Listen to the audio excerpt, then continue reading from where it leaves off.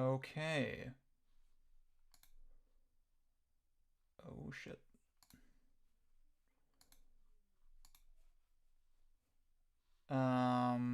See, I had music and shit all set up, and then it just turned off before I went live. That's kind of annoying. Wait a fucking minute.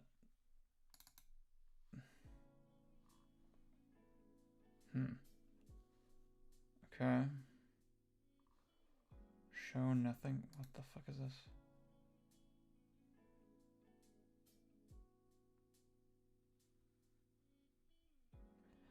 Ah, I get it.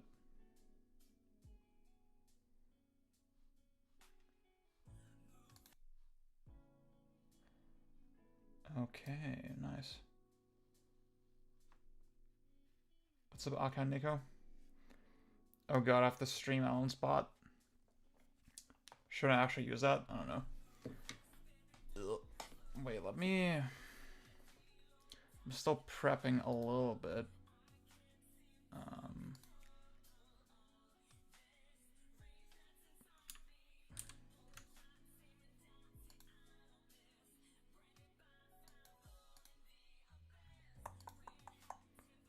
Let me do that.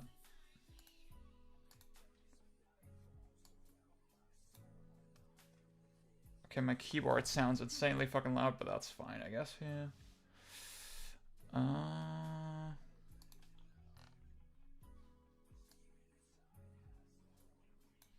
This is looking pretty okay so far.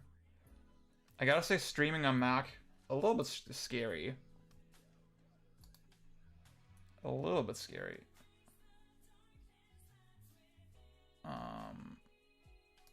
Okay. Let me turn on the music for myself again.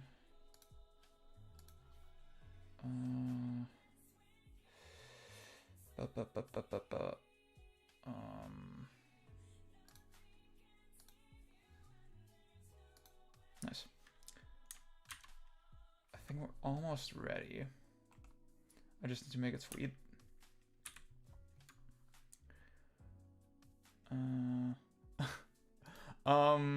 Just because I've never done it, right? I'm completely new to Mac in general. So I wanted this here. And like, yeah, I changed my desk setup as well.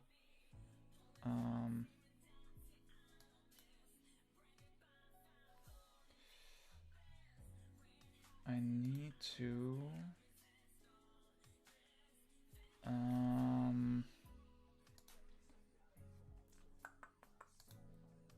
wait, let me do this. What's up, Dylan?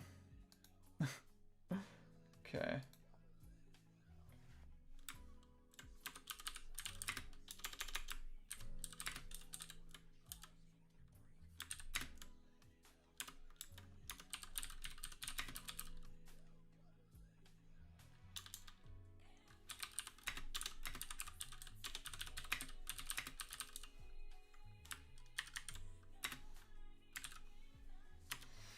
Okay.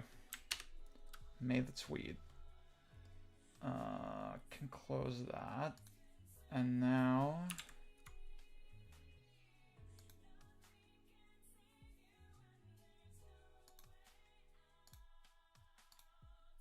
okay, this should fucking work. Sore throat is the worst.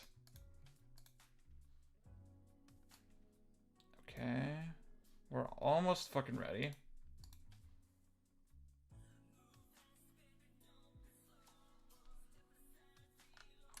This tier list maker website is slow as fuck.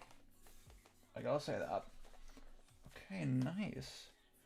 And I think I'm now ready to show you guys the actual screen. Yeah, this is fine. Oh, yeah, this is completely okay. What's up, couch?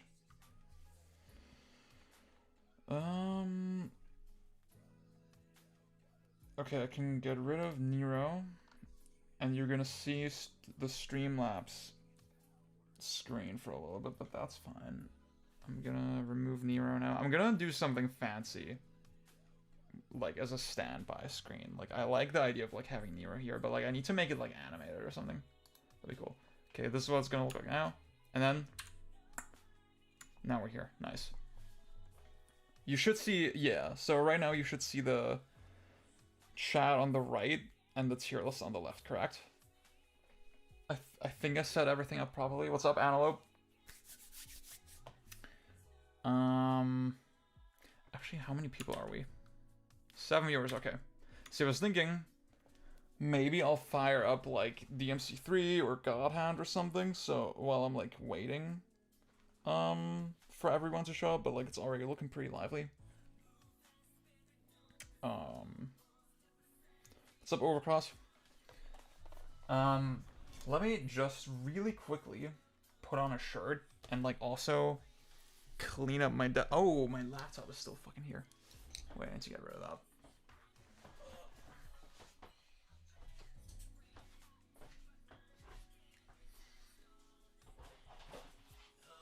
Give me 1 second.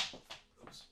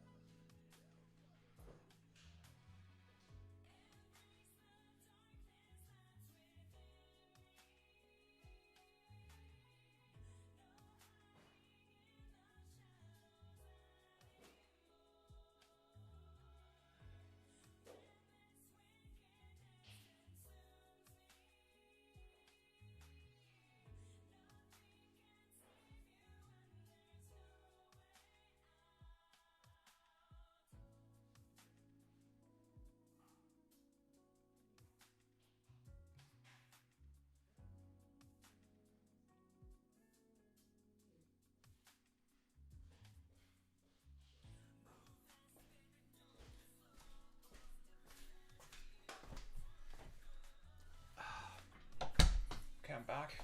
I'm gonna clean up the desk. Oh, shit. Almost dropped my phone controller. What's up, last Gogeta? I was about to ask if the music is working. Okay. I just need to put on a fucking shirt.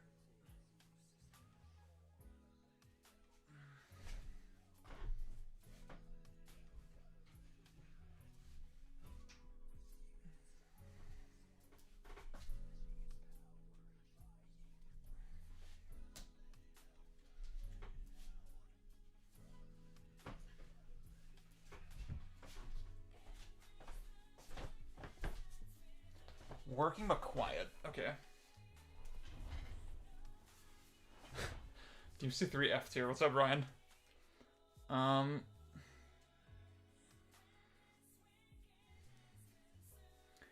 okay. How are the rest of you guys feeling on the music? So like I compared it. Oh, what's up, Tim? Didn't see you there. I'm gonna explain like the logic behind the whole thing in a little bit. Okay. I'm excited, dude. Yeah, I could turn up the volume a little bit on the music if you guys want. Maybe like this. Actually, this. Oops. I guess this seems fine. Wait, how many people are we? Oh, 13. Holy shit. Okay, damn. That's pretty good for me. Alright. I guess I'll get right into it. So, the way I want to approach this, I have not taken notes at all. This is completely unprepared. I have not, like, thought about the actual order of games. But like, yeah, figure out sort of my methodology. Number one, the actual games that I went with. I asked on Twitter, like, do you feel... Oh, what's up, Light? Yeah, I was concerned maybe are there any omissions that are super glaring. I hope not. You can see sort of the final selection of games here. My logic was kind of okay. They have to be sort of melee combat games, obviously, right? Melee combat games. Where that's really the primary mode of play.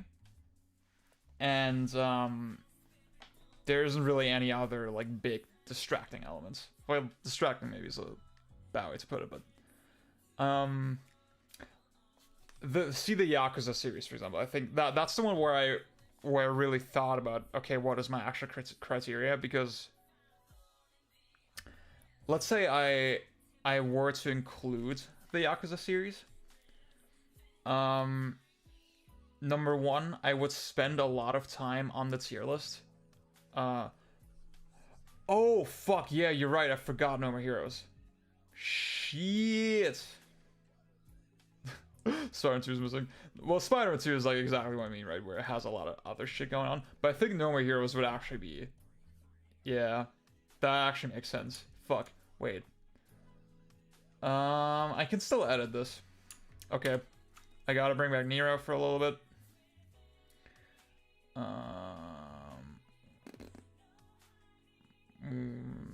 Got this. And then I'll do that.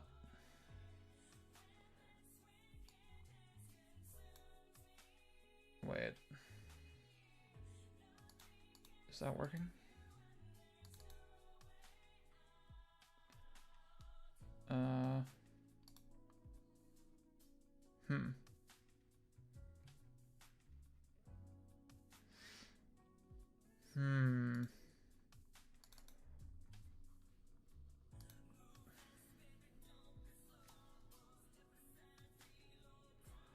I'm trying to have the chat.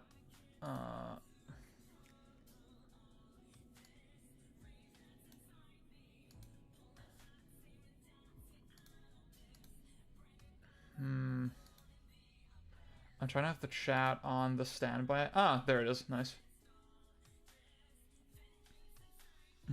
I see what you're saying, Gogeta. Yeah.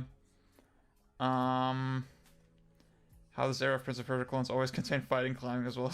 Yeah, I exactly agree with that. Okay, but No More Heroes. Definitely a big omission. Why is it? Okay. What's up, Hollow Man? Yeah, so like yeah, so while I'm adding No More Heroes, I'm gonna explain. So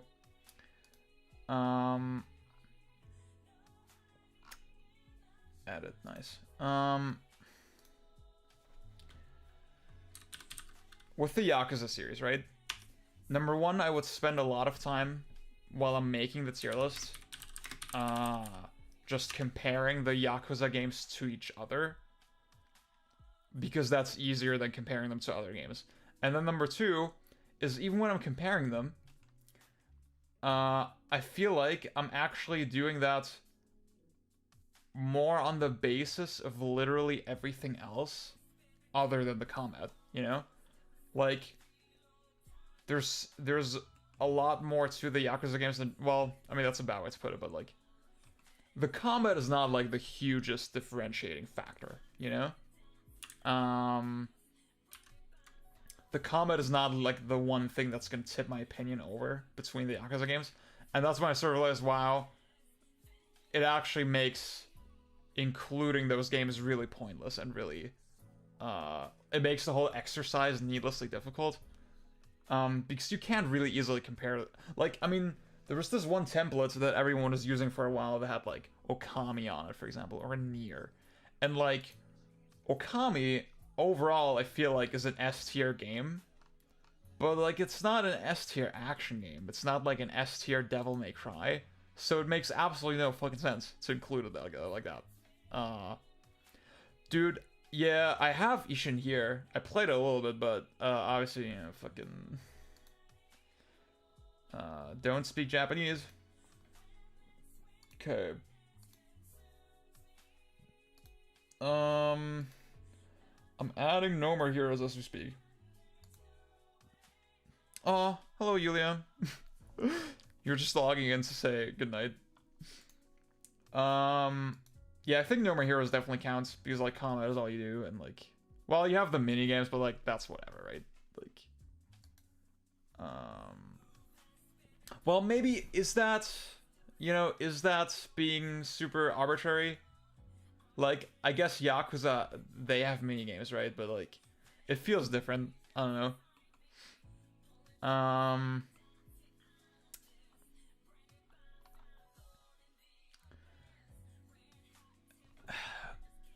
I don't get why Zone of the Enders is the most. I was actually thinking about that as well. I was thinking, Zone of the Enders, like maybe a bad inclusion. Well, I mean, I think. I mean, there's a lot of fucking melee attacks and like, there's like similar DNA, I say, with like that. Well, actually, you know what?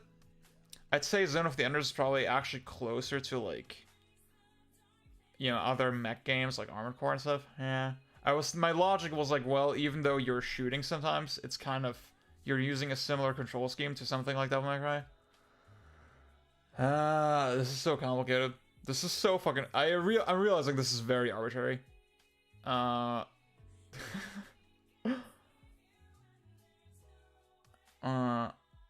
have played Zone of the Enders, dude. Are you going to include the Insomniac's fighting games? No, because like, I think the web swing is like, and like, yeah, just like. Actually, yeah. I mean, that's the thing, right? If I'm to review the Insomniac Spider-Man games, right? I would review them. I would compare the combat to like other games, right? Clearly. But I feel like in just this kind of tier list, it's not that interesting, It's not the kind of game you really want to look at.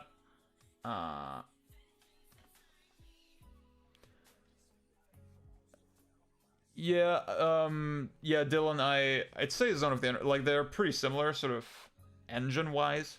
It's just the pacing is a little bit different in the two. Marvel's Avengers is not in here.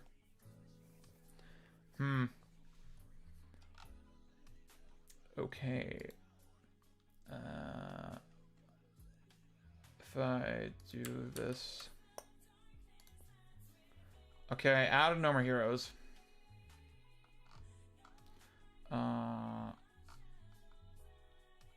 Wait. Oh god, wait. Oh. Wait, no. This website is very confusing. But I think I got it. So can I not remove games? Wait, let me... So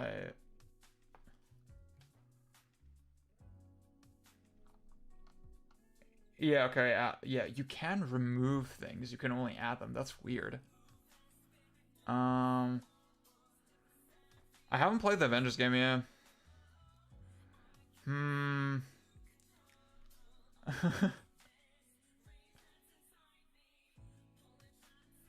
Well, couch, yeah. I mean, that's like another weird thing, right? Like, do you have to meet like a complexity threshold to be in this genre? I don't know. Like, I actually like this idea that genres are like a cultural thing a little bit. Okay, I'm gonna get rid of Nero. Hang on. There we go. Oh, I was asked about Streets of Rage on Twitter, and I thought, I have Beautiful Joe in here, so maybe it's arbitrary that I'm not including other 2D games, but like, that's the thing, if I'm opening that can of worms of like 2D games, it's like, oh, the list is gonna get so much bigger. I want to keep it a little bit focused, and like, I guess my just action games. They're just action games with really good combat. Like with Beautiful Joe, part of the logic is like it's the same developer, you know, it's Kamiya, it's the same team as Devil May Cry. Yeah, I'm gonna keep Zone of the Enders in. You know, I do like the idea that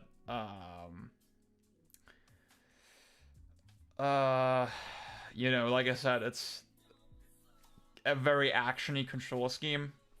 And it doesn't really play like Armored Core, you know, even though I had that thought in my brain, like, you know, I guess it's in that genre more than anything. I haven't played No More Heroes 2 in a long time, I gotta be honest. So that's gonna be weird to rank as well, yeah. I mean, yeah, the fucking, yeah, like, I mean, you can see how confusing this all this definition shit is just by this title, like Devil May Cry / stylish / character / just action games / beat 'em ups. No More Heroes 2 is a better action game. Not necessarily. It seems that way at first, but like it's actually a lot clunkier than the first game. And like a lot of the boss design is not very good. Okay. I guess if you guys have no more objections, like I've kind of, like, I mean, Fury, for example, right? It's not a very expressive game. It's very much like it's this, you know, pretty limited boss rush. But like, you know, it's still a relatively technical, and it's still, you know, it has that ambition to be like a challenging game, and like clearly in the credits they mentioned like all these fucking games that inspired it. Darksiders is not on this, but like that's another one I was thinking about, but like I think it has too much. Like I guess I'm excluding games where the appeal is a little bit broader than mostly just the combat. Has the most tech on Wii U. Can you do like fancy shit with the touchscreen? Breath of the Wild is very techy, definitely. Okay, so this, I guess this is the list. I could still change it a little bit. I could still add more games. Wait, let me. F7R, yeah. Okay, yeah. Oh, this looks already way nicer. Okay, so why is Hellblade on here? Because it's a super linear action game. Like basically all you do is combat, right? And I thought, well, I guess I also like to look at it from a developer perspective, you know? Obviously, I have DMC on here. So I feel like it makes sense to also have Hellblade and Heavenly Sword on here. But on that note, I haven't actually played Heavenly Sword outside of the demo, so it's already going here.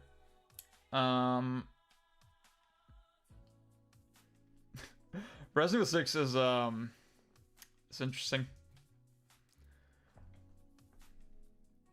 Allows for wild stuff. Oh, crazy. Okay, I think this is a good mix. Okay, nice.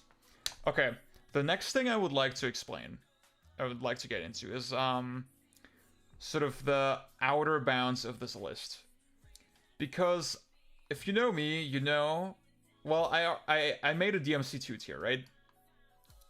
So I want to immediately have this, yeah, I don't like RE6 either. I want to immediately have this, like, point of comparison, dude, Orbital 2.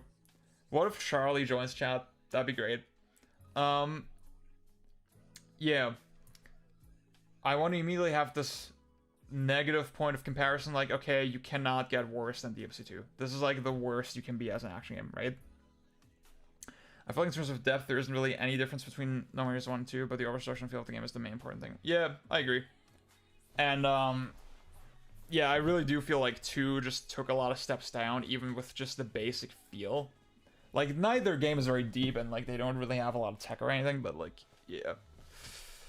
Fuck, I should have gotten water, actually, dude. I'll get some in a little bit.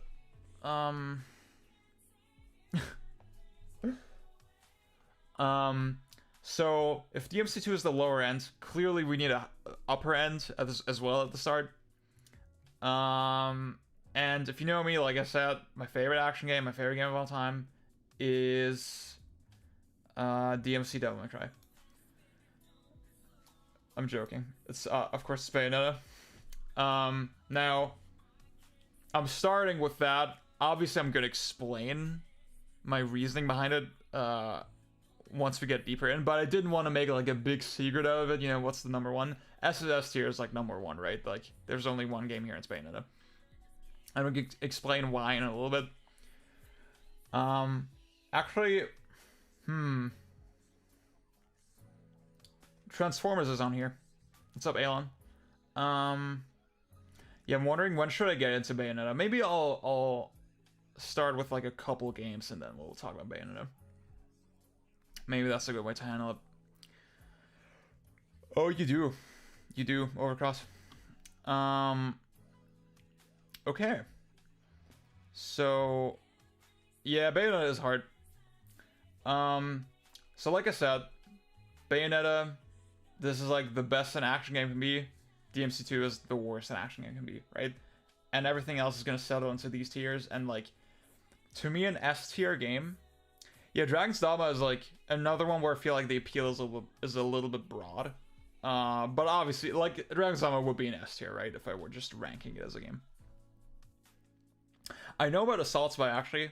I have played it. Not that much, though. It didn't run very well on my last computer. Maybe I'll try it again on Mac somehow. Oh, shit. Damn. Yeah, I hope you stick with it, Ryan. I'll say, you know, I played it when I was like 15. And I didn't even fucking know dodge offset back then. You know, I like thought, wow, this game is like amazing. And I didn't even know dodge offset when I first played it. What's up, Jarius? So yeah, to me, an S tier game is a game that could be in triple S tier, you know? But like, I just prefer Bayonetta, like, very subjectively, but like S tier is like basically still a 10 out of 10 and like fucking could be number one on like a random day, right?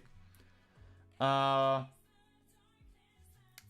tier is just a really good game, but like maybe it's not doing like the one sort of incredible thing that would push it into S tier.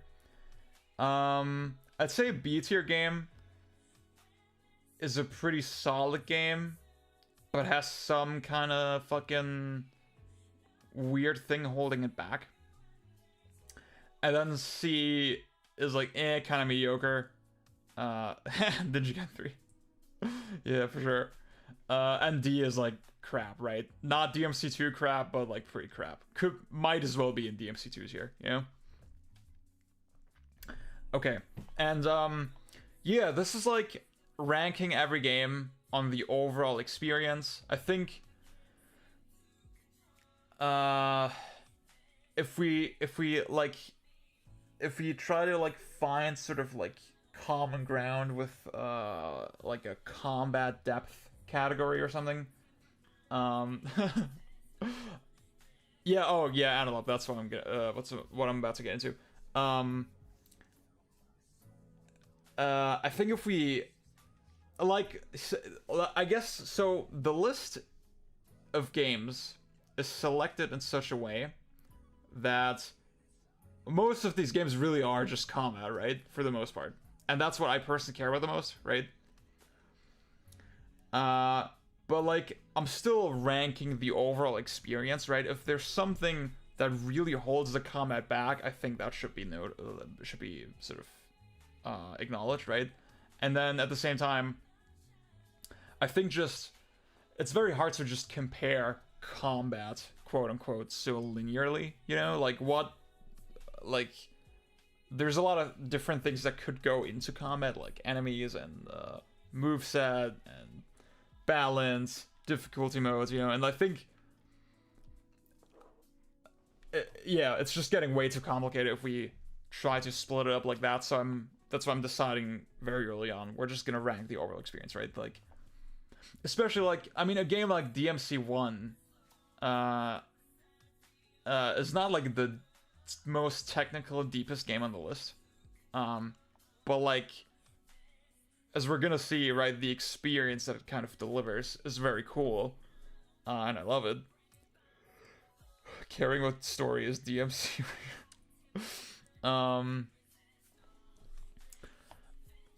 Yeah, that's why DMC1 would warrant a very high ranking, even though it's not a super deep game, right? I'm just gonna go in the order that the games are like listed here, I suppose. Fuck. Actually, yeah, let me get water. I think this is a good time to get water. So if you have any, like, this is the fucking the playing field that we're dealing with. This is my rulebook. If you have any questions or concerns about my methodology, this is like the time to mention them. Otherwise, I'll get into it after I get my water. Be right back.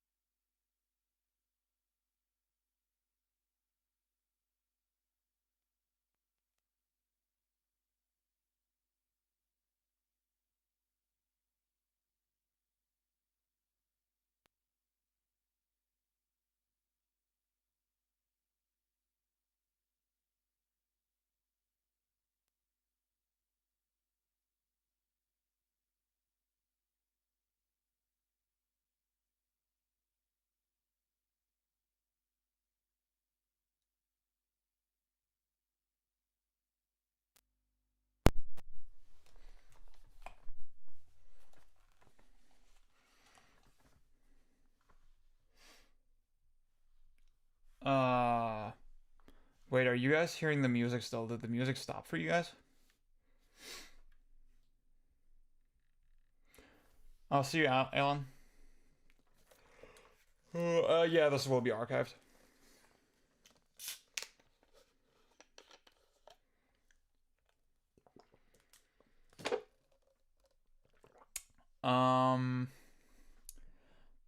Well, Antelope,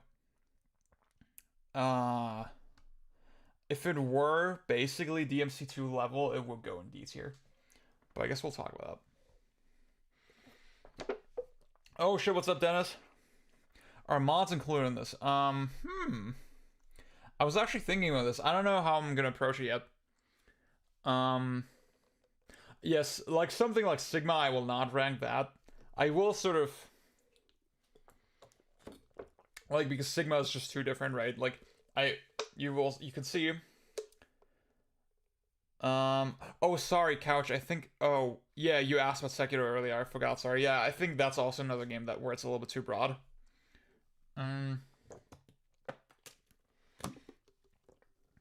So I included Black, right? Because it's pretty much the same thing as Ninja Gaiden 1. You could say Hurricane Packs and all that, right? I'm gonna bring back the music a little bit. Dennis, you might know, like, for some reason, I added music as like a media source in Streamlabs, and for some reason it doesn't loop. What do I do? Because I have loop checked. Let me fucking. Oops, wait.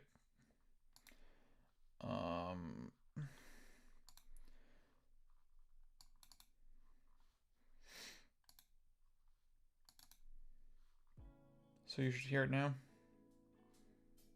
Probably.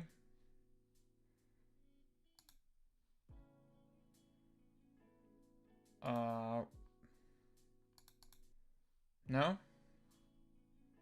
Fuck, where is it?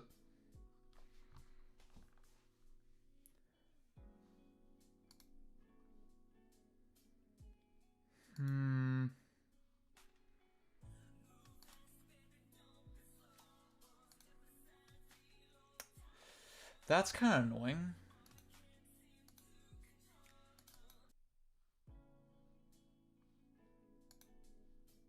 Wait, why is it not playing?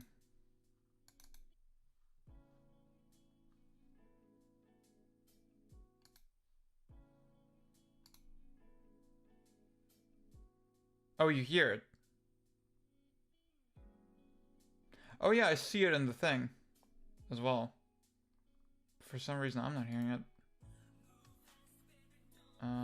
Monitor and output.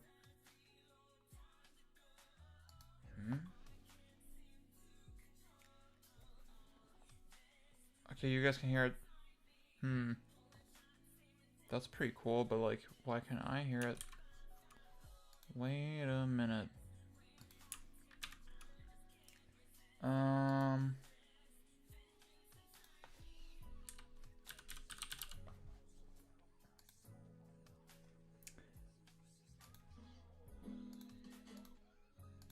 Oops. Why the fuck?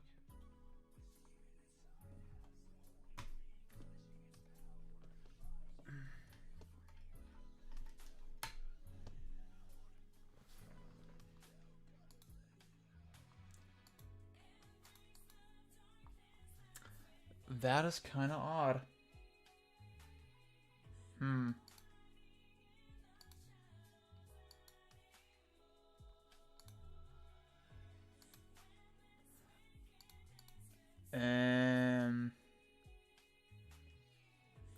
I mean, I guess I could just put it on for myself. Like, if you guys hear it.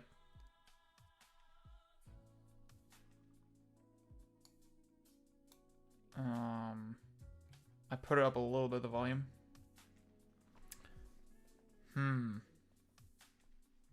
That is so odd, dude.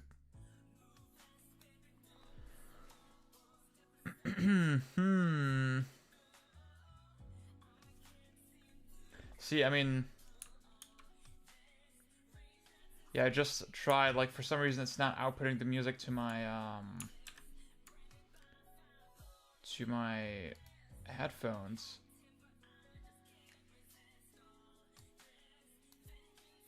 Yeah, for some reason my headphones are just not working. It's not Streamlabs. It's just it's like my Mac is just being fucking stupid. Wait, let me try that again. Also, why? Thank you.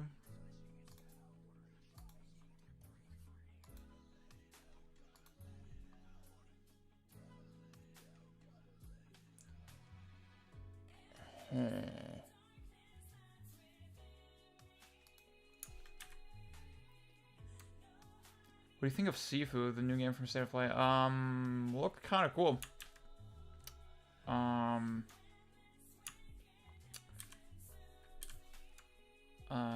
But like I didn't get into Absolver that much, so I don't know. But we'll see. I guess I'll wait. Oh yeah, because my fucking headphones aren't. Wait, maybe the hack. Let me try some.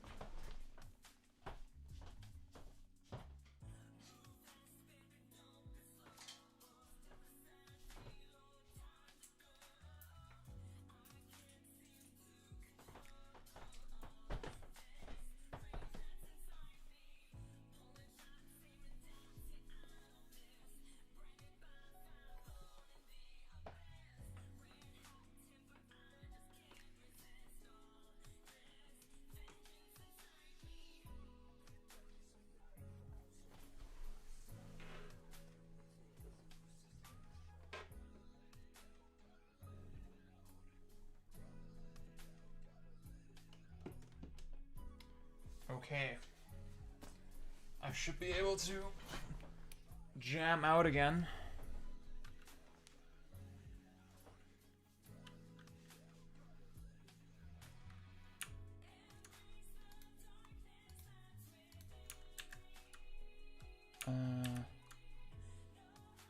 Let's see.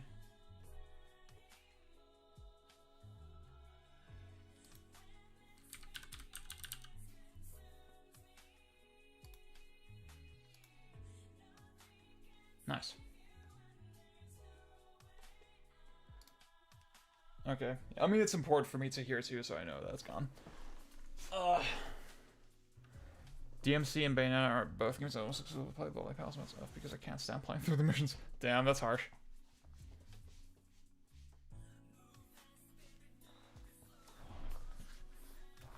Okay.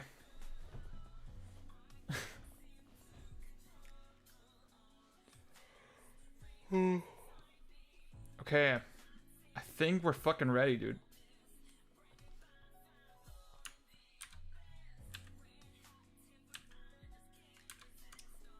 Okay, let's get rid of Nero. And now we're here. Sick. Oh yeah, you didn't see the chat the whole time, I'm sorry. Wait. Yeah. But now you see it again. Well, that's only important for the archive. Alright. I think I didn't miss anything, right? Like, I mean, the music thing was kind of a shakeup, but that's fine, I suppose. Yeah. Okay, let's fucking get into it. Oh yeah, I was like asked about... Sorry, I was asked about re-releases and mods and shit. Well, I'm a little bit selective with it. Like I said, if the re-release is super comparable to the original version, like Black or something. But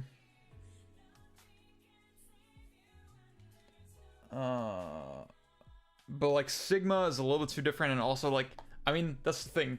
I'm trying to make the list in such a way where people can kind of relate to it, and like, it's very universally applicable, right? And I feel like if I go with the Sigma versions, it just makes it way more convoluted because like, generally the consensus is like, yes, kind of fuck Sigma, you know, like nobody cares.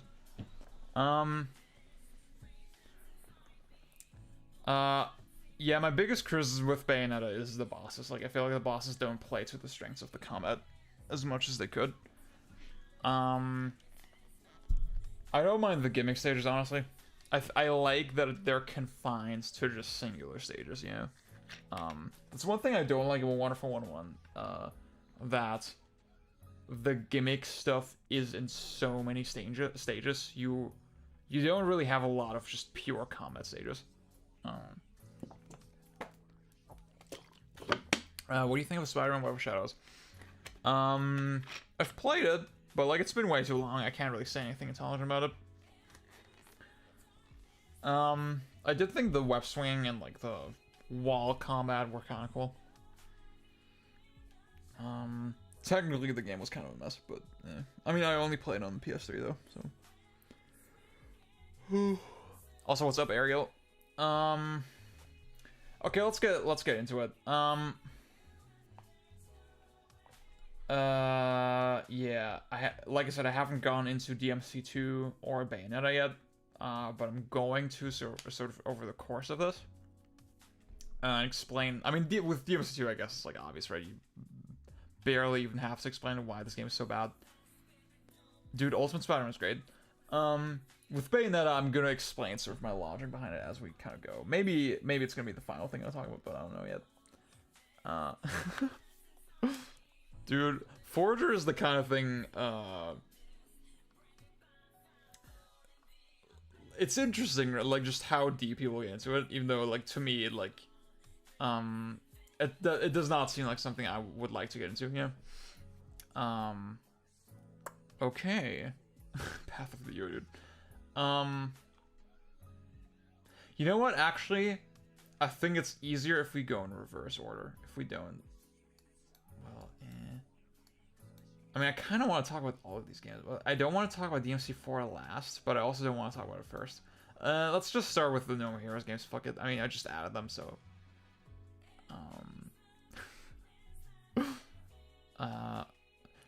We'll talk about DMC4 gimmicks. Okay, No More Heroes. Now, I have to be honest. I haven't played either game in a good while. I'm definitely super due for replays.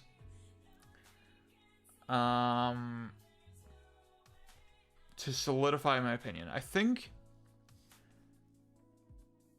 the first game is really high impact, has a lot of fucking memorable shit, and I think it uses its mechanics to deliver a pretty thoughtful message. And just so much about the game is so fucking cool and so memorable. And yeah, the mechanics are, it's nothing technical, it's nothing deep. But I do think there's stuff that will go over your head a little bit, like how the dodge system kind of works, for example. And like it just like clearly polish and, well, not polish, but like just this sort of instant gratification for pulling off shit, right? With the Wii remote and with the executions. That was clearly a big priority, right?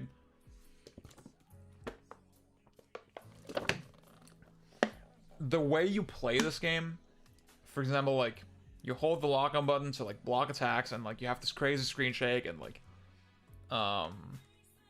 just all the crazy effects going on. The Wii remote is vibrating, and then you wiggle the stick at the same time to like dodge. That still feels very unique. Yeah, Dennis, we're talking about No More Heroes. I was kind of debating where to start because I didn't want to talk about DMC4 first. And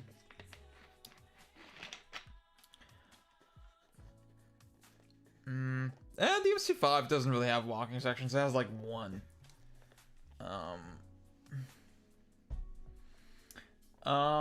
So yeah, like I think No More Heroes is a pretty high impact playthrough. You're definitely gonna remember this game. Like I think you could say all the minigame shit drags down the pacing a lot, but like I mean that's kind of the point, you know. If you, I don't want to spoil too much, but like if you've played the game, it's kind of part of the whole message. I'm wondering, should I put it in A tier, or like with No More Heroes 1, I'm really wondering, should I put it in A tier or B tier? I don't really have anything bad to say about it, honestly. Like, it's jank, it's not very deep, but like it delivers on everything that it needs to, you know? So I'm gonna fucking put it in A tier, fuck it. With No More Heroes 2, obviously the soundtrack is fucking incredible. But like everything else about it feels kind of pointless. I think No More Heroes 1's directing is the best part. Yeah. Yeah, exactly. Yeah, I totally agree with that. Like, I think, especially like the sense of darkness that you feel in the last couple missions is like so fucking intense and like so sudden and subtle at the same time, kind of. Yeah, Dennis, in Japan and Europe, it's like sort of black pixels and smoke and money and shit, and in the US it's like intense fucking fountains of blood. And then the Switch version, the Switch version is based on the American version.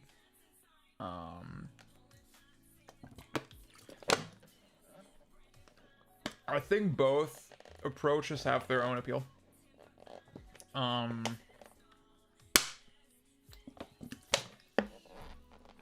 But like personally, I played it. I always played the American version. I had like a mod of Wii.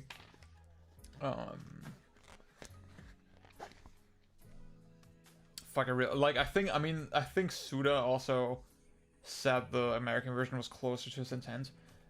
I feel like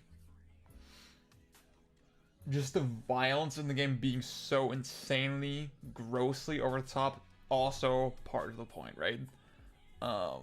It's really a game that it's very hard.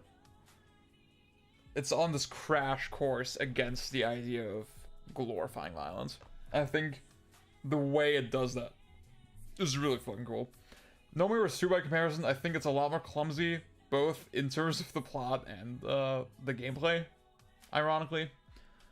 And it just feels super pointless. Like, the game just has nothing really. It's not a bad game, but it doesn't really have anything super going for it compared to the original. It has some cool, really cool moments, especially toward the end. But like, if you think about it thematically any deeper, there's not much meat to it.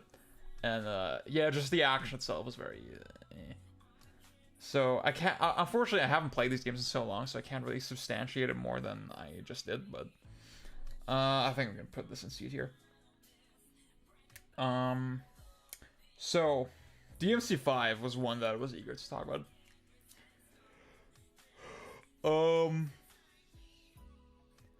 Wait. Is the frame rate better in the European version of No Heroes? Gogeta? Is that how it works?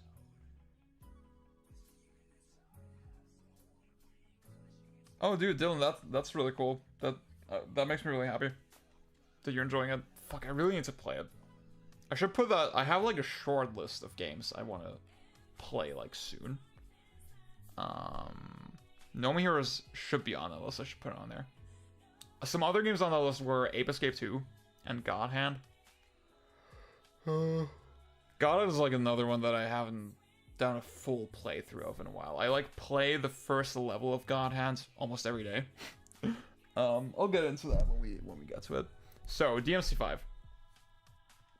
I think DMC5. It was the right game at the right time. It is the full package. Like, it's really like a game that it doesn't feel significantly held back by anything. There's not like really the one thing people will sort of like in the normie discourse that people will kind of point to. Oh, okay. That's interesting. Well, I mean, I thought my thinking was, well, the effects in the original Wii version, in the European Wii version, sorry, are still pretty heavy. They look pretty heavy anyway, so I assumed like it wouldn't make that big of a difference. And also, I mean, I gotta say, the slowdown makes it feel more epic. The slowdown kind of makes it feel more epic. When you chop the heads off. Okay, DMC5. The only thing people will kind of point to in like the normie discourse is the level design, quote unquote, which is a very nebulous way to say that. Some of the stages look kind of samey, you know, kind of tonally, kind of bland, whatever. That is true. Definitely not every stage looks as amazing as like parts of this game do look.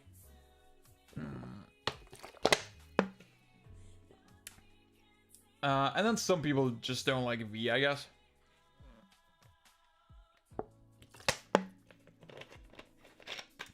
But generally, there's nothing like DMC5 is like one of those games. There's nothing super wrong with it. But I think just the more time passes, the more lukewarm I'm personally feeling on it. Even though I thought it was fucking amazing at the time. Y'all know that I've been getting back. Oh shit! What's up, Alan? Yeah, Antelope. That's like one thing I would want to get into for sure with the 3 characters. The more I'm like thinking about it, the less I'm inclined. Like, I'm not feeling the itch to really play it anymore. Every time I play it, I have a good time, but also,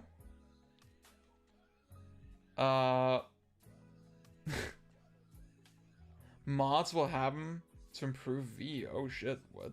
That's crazy. See, but like that's a good thing to get into because like, oh, what's up? Yes. Alan, I should, yeah, I explained sort of my whole methodology behind the list at the start, but like, just to recap a little bit. Triple S tier is just one game, DMC2 tier is just one game. I basically did those immediately as like points of comparison. I haven't gone into why I picked Bayonetta as my number 1 yet, but I will. So yeah. See, this is the thing. I just said I always have a great time when I do play DMC5.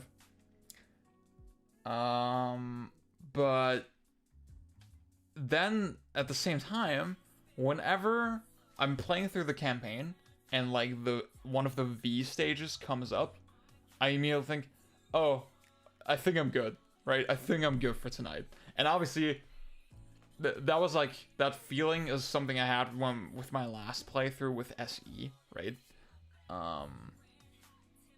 Obviously, when you have mission select, when you finish the game and stuff, well, even then, like, I still need to unlock DMD, for example, and just the thought of like having to play the V stages again is so insanely unappealing to me.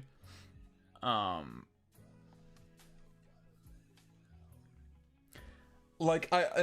played the shit, like, I've played through this game so many times. I played the fuck out of it on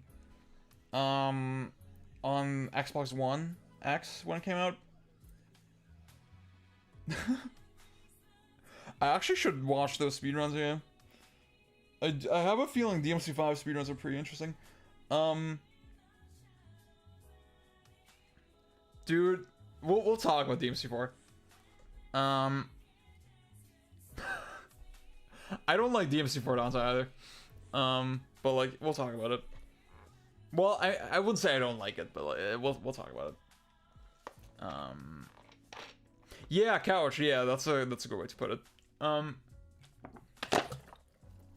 Like on release, when the hype for the game was still fresh, I don't even think V is that bad. You know, I don't even think he's that bad. I actually think he can be really fun to play. But like, it's not what I want, right? And that makes it so fucking baffling. Oh shit, 26 people. That's crazy. That's more than I usually get. Yeah, that's a lot more. Oh, what's up, Sash? Fuck. See, I explained my reasoning why I removed Yakuza. Basically, there's just too much going on in those games outside of the combat that I feel like, I could put Yakuza 2 in S tier, but then I feel like I would do that on the basis of everything other than combat, you know? In large parts. And I feel like that just makes the whole list too diluted. That was my logic behind it.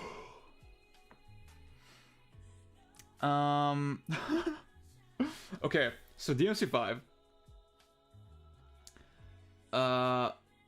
Like, yeah, with V, for example, right? He actually can be fun to play. I like, on this last playthrough that I did, I sort of liked figuring out, oh shit, I can just fucking juice Griffin and then focus on dodging with Shadow, you know? And then, because I juice Griffin, I save a little with Devil Trigger, right? There's interesting strategies to get into, but then at the same time, there's so much obvious shit missing that I feel like V should be able to do, right? That he's not. God, dude, the chat is moving fast, damn. I'm not used to this.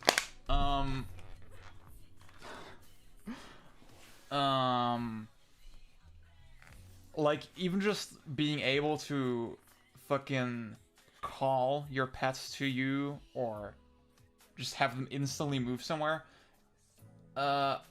If you've played the game, you'll know that you can do the exact same fucking inputs. You can set up the exact same fucking combo, and it will not work every time.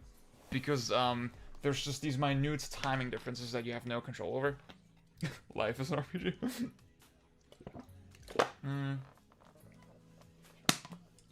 And, like, SE came out,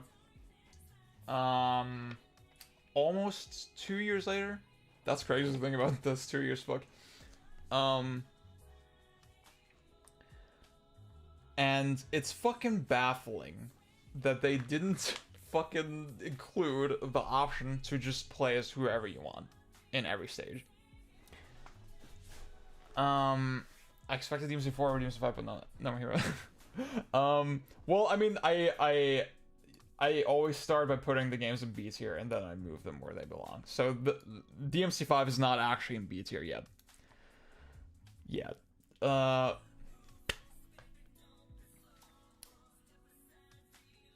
Like, literally, they included a Virgil campaign where you can play every fucking stage as Virgil. So clearly they had to redesign some stuff to make that work, but then they didn't give you the option to just play as fucking Nero in every stage, or Dante, or whatever, or even V.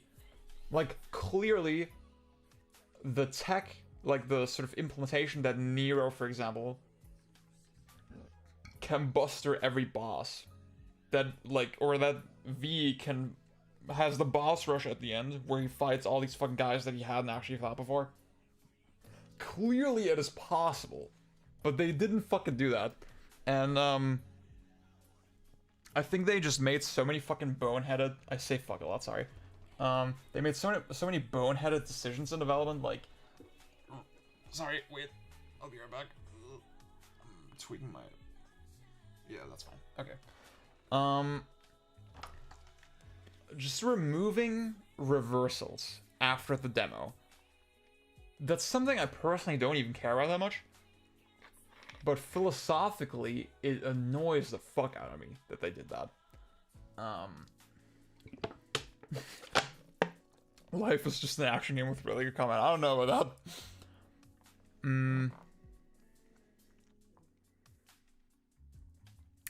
that. See, JCs are a good thing to talk about, right? Because, honestly, like, I've said all this shit, right?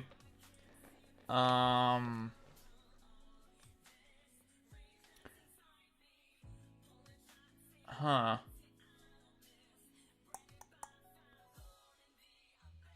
That's an interesting, yeah, that's interesting to think about. But, like, I mean, you can fight Garion, for example, with Nero on PC, and, like, it's fine.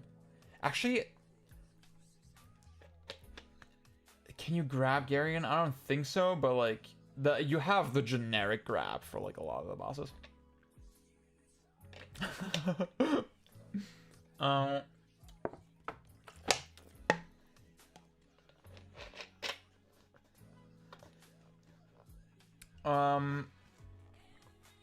To see my biggest, so what I was saying, sorry, I keep getting distracted by the chat.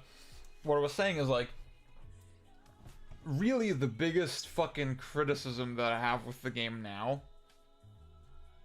it's kind of twofold now that I'm DMC4 pilled, is the gravity, or the lack thereof, and the lack of enemy aggression.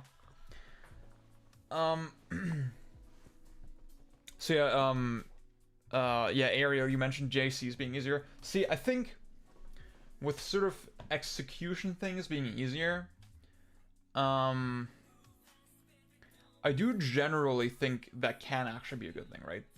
But I want to look at it, I think we have to look at that kind of thing selectively. For example, bigger hitboxes, I think is good, right? Like, that's pretty universally good because it just gives you more ways to JC even. And that's why I think playing with the bigger hitboxes in DMC4 on PC, for example, with mods, is actually really fun. Even though personally, I'm at the point now where I don't actually need it. But still, I really appreciate that, right? That's the thing where making it a little bit easier really expands the playing field in a nice way. Give me 1 second, I'm gonna get a blanket because I'm fucking cold, dude.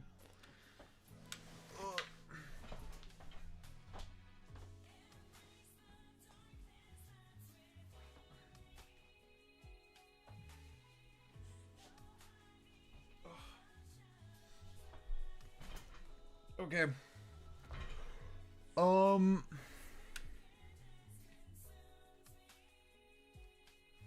I'll say, Alan, I love this remix.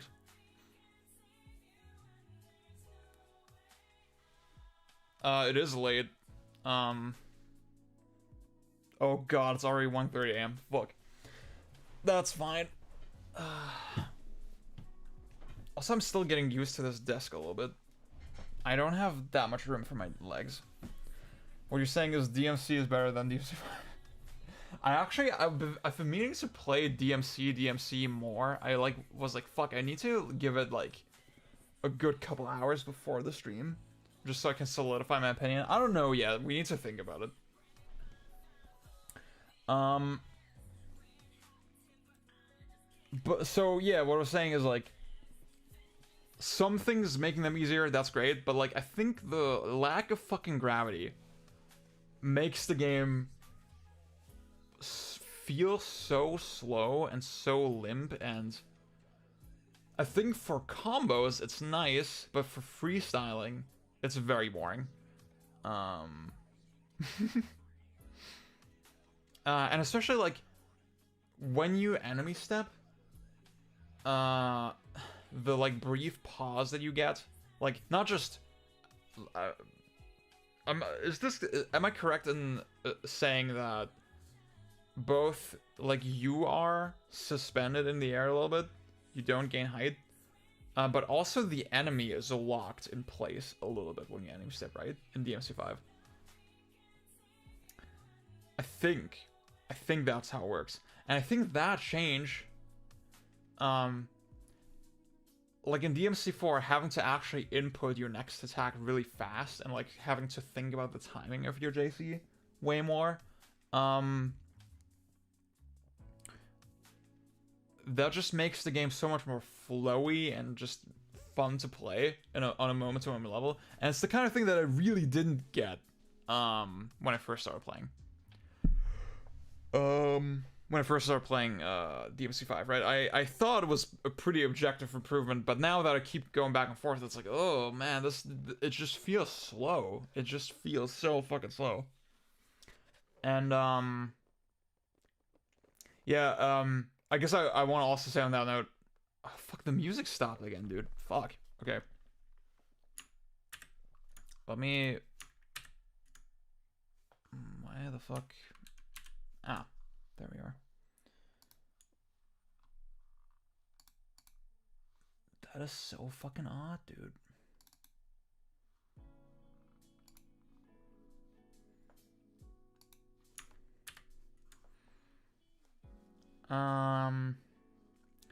Yeah. I guess I also want to add, like, with reversals, right? Like I said, I don't really care about it. You have to think. Reversals are the kind of thing that affects every fucking mechanic in the game. You can use it with everything that's already in the game. So, imagine just how much they limited the potential of the game by removing that. Maybe that's the solution. I just don't know. Wait. No, the volume should be fine now, yeah. Yeah, like Streamlabs should just loop it by itself, but it's not doing that. It's fucking weird, I don't know. Yeah, like, think about how much they kneecapped the potential of the game by just removing this one thing. I see streamers to this day say, yeah, the demo for DMC5 was like the most fun version of the game. And it's like, it's just fucking insane that, I don't know, like, especially with SE, they have that, clearly they have that connection to the community now. They've made such a big deal about that with the whole lead up to DMC5. So why are they not like responding to what people want? A reversal, overcross.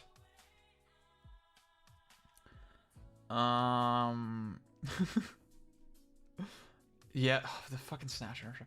It's like inertia is like such a specific thing to DMC4, right? Like that, where I don't want to harp on it so much because I mean it wasn't in the demo, right?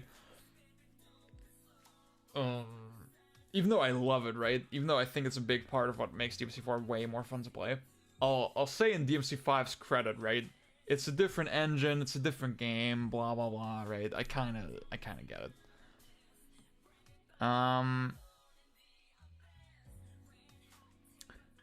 Yeah, DMC3 has reversals, but like they're kind of weird. Basically, Overcross, the idea is that oh, what's up, Destiny Spider? The idea of a reversal is that let's say you're in an attack animation, and then you do the input for Stinger. And then that gets buffered, right? So the Stinger comes out as soon as your attack finishes. In that brief window, you can actually turn around and then the stinger will go the opposite direction that it would, like, that you originally aimed. That's a reversal. The Roman Council mod is crazy, yeah. Yeah, exactly, yeah, like, that's what I'm thinking. Like, with inertia, I'm like, eh, whatever, even though I care more about inertia, personally. But the reversals thing is fucking stupid. It's fucking dumb. The other big thing... Oh, yeah, Destiny Spider, I know about this, that, when you're by yourself in a room, you can still do reversals, but, like, obviously it's pointless. That shows you that their fix was, like, very hacky, you know? They just removed it very last minute, and it's... Oh...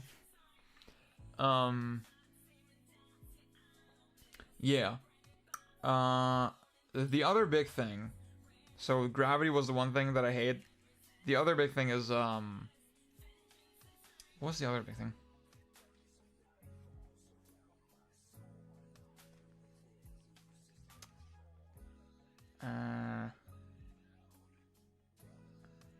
Fuck, dude, what was wrong? Oh! Enemy aggression. I already said that, yeah. It's like, you have to think, fucking Frost in DMC4 had a mechanism where they would actually dodge out of your juggle after a while, right? Oh,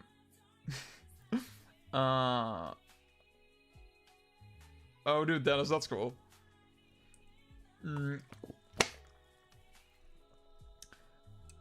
Like, fucking Frost dodging out of your combos. It's not fucking stupid and shitty like it is in some other games, you know, like, you know?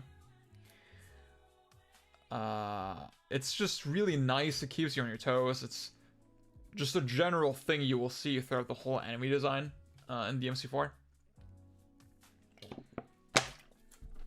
And man, the more I fucking played DMC5, the more I thought, wow, this game is fucking really boring. Like, you can stay in the air forever, and like it's the safest place on Earth. Once you figure out how to JC, like if you know how to JC, nothing can hit you. Basically, I mean that's an exaggeration a little bit, but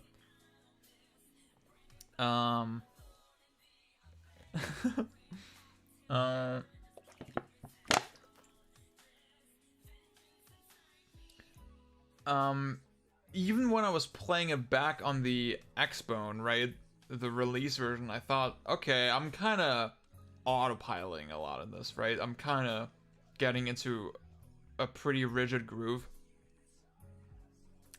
And, like, I just don't feel that at all. Just slash Airton's new. Like, the gravity is so fucking low that that actually works, yeah. In DMC4, I don't have that feeling. Like, I can play literally this room 1 in Bloody Palace, and I just have an endless amount of fun. And DMC5 makes so many fundamental system changes that I think just kneecap the fun way too much. And I think it's still a very expressive game, still a game with very cool stuff. I love the Devil Breakers. I think the story, even though it's not perfect, like, it hits pretty hard. Obviously the game looks amazing, the soundtrack is amazing. I also, yeah, I mean, see, I'm seeing kind of a common sentiment in chat that surprises me, that 3 characters is too much. Oh yeah. Oh, Sin and Punishment Turbo? What the fuck? Wait, how do you do Turbo in Sin and Punishment? In the first one? Yeah, the first couple floors are so boring, and that's why I'm not. That's another reason why I don't want to play it. You know, like I don't get that much enjoyment out of Bloody Palace either. With DMC4, it's like crazy how fresh they keep the Bloody Palace, A, and B, how many unique enemy configurations you get in Bloody Palace that don't even appear in the campaign.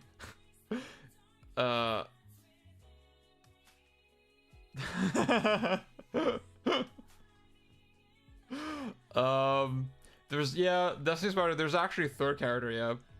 Believe it or not.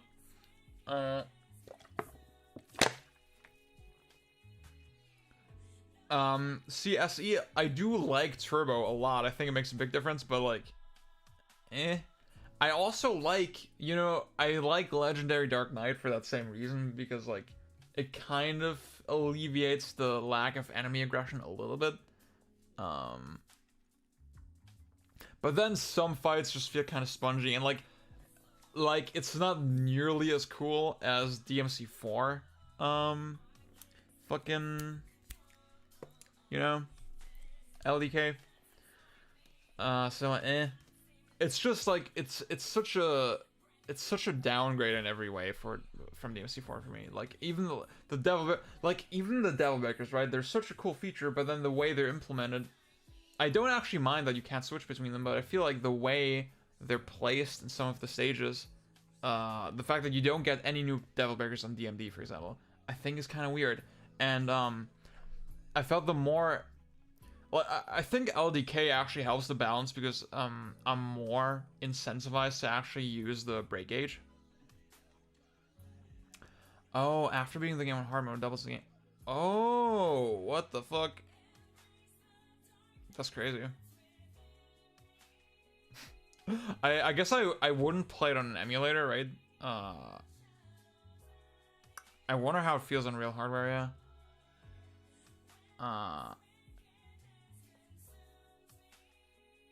Well, what the fuck is I talking about? Yeah, LDK. I'm actually incentivized to use Break Gauge a little bit more, and then, you know, I swap through Devil Breakers a little more frequently. I feel like the system works a lot better. I just noticed on my original playthrough, or my original playthroughs, like when I was playing the vanilla version, the more experience I got with the game, the less I was actually using the Devil Breakers. And, I don't know. That's why, like, Nero in DMC4 still feels a lot more fun to play for me, even though he has, on the surface, a little bit less going on.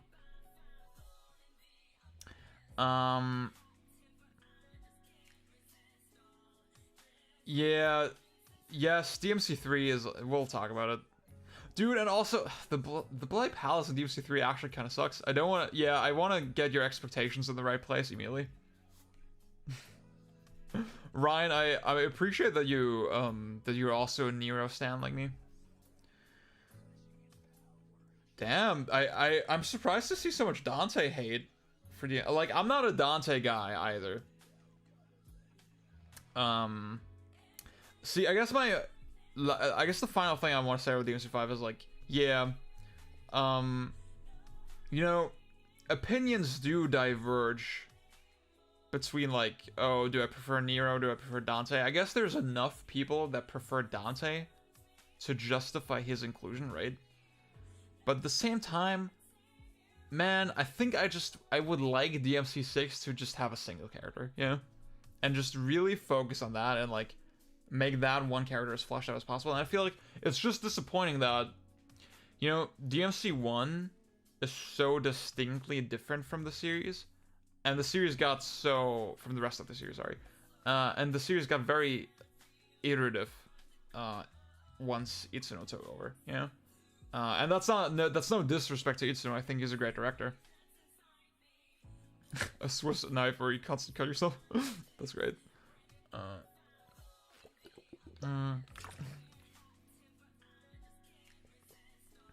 Oh, what's up, True? Yeah. See, I feel hesitant to say, we should just get rid of Dante. Like, surely that would cause a lot of upset, right? But man, I feel like just the flow and just the overall game, I feel suffers a little bit with so many characters. And like, it's one of the reasons I don't really find myself craving DMC5 that much. Even though, again, when I'm playing it, I'm having a good time. Now, with all that said, like, that was very negative, right?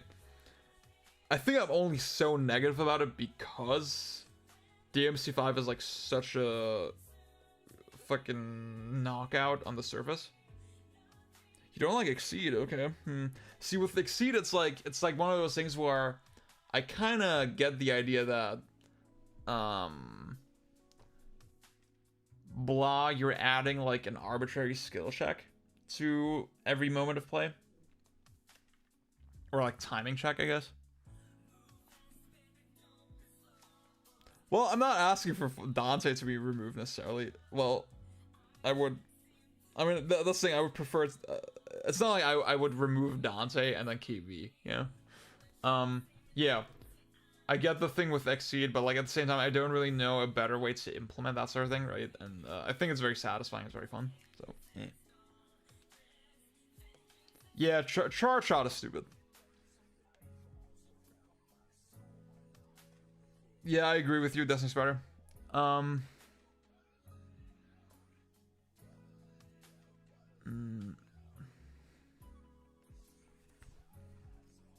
There's never any reason to not. Yeah, I mean, yeah, it's not an interesting decision, but like, I guess like the reason to not do it was you don't want to throw off any other inputs, technically. Like that, I could see that happen, but like, yeah, I mean, I think for what it is, it's fine.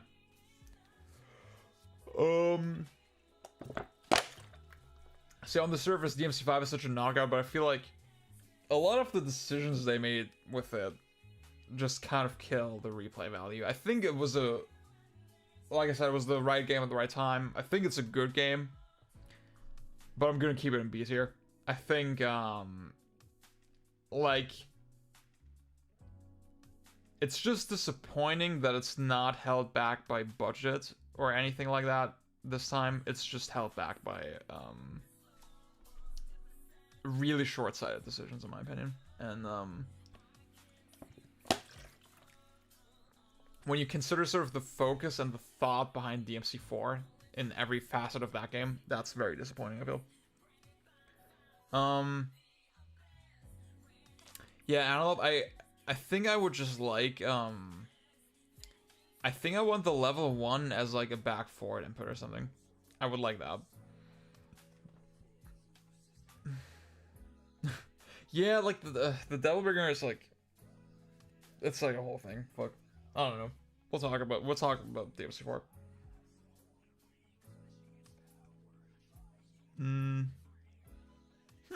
That's interesting. Like 4 Nero, definitely my favorite DMC character to play for sure.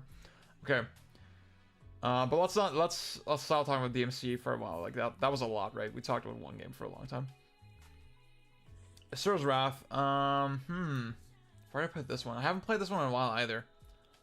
I mean, obviously it's like the most fucking epic game ever made.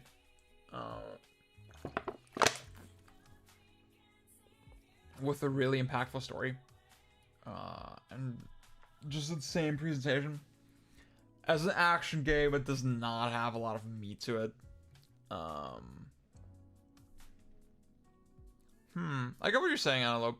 It's just like, I feel like it's adding an input complication more than anything. You know, like, it's not like... In Mega Man, I get it. In DMC, it's like, it's not like... Not being able to rapid fire is nerfing me that much right now. It's just awkward to hold the fucking button. I'd rather just, like, I get why auto charge, for example, doesn't work. Because there's situations where you don't want to use the charge shot, obviously. I just don't know. But like, it's fine. The charge time is not that long on Turbo, so whatever. 5 would have become irrelevant relatively much faster. That's interesting to think about, yeah. Yeah, oh, you can't even get it anymore? Damn, I didn't know that. I have it. I have the DLC, but wow. Has some nuance to it. Actually makes him way more. Oh shit, I didn't know that. That's crazy.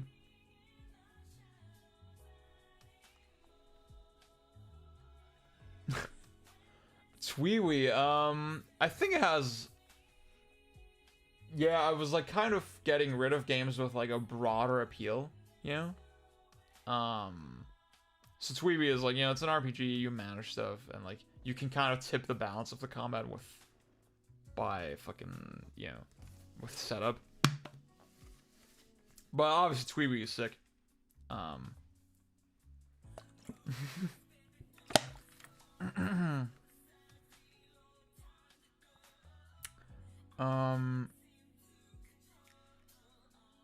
Tweeby does have tech. Tweeby has crazy juggles. I guess Asura's Wrath, I think it's pretty fucking cool. You're definitely gonna remember this game a lot. Like, I guess, like, unlike DMC5, for example, it actually made the right decisions for the kind of game it is. It's weird. I mean, how else am I supposed to say it? It's an action game, but it's definitely not a character action game. What the fuck does that mean?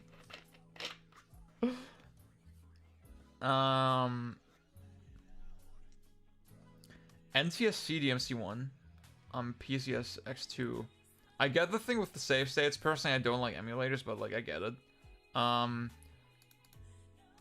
But I think you should do the Japanese version instead, probably, because like they kind of fucked with the button layout in the Western version, and also they fucked with the difficulty as well. Visible Joseph? Oh, you mean Beautiful Joe?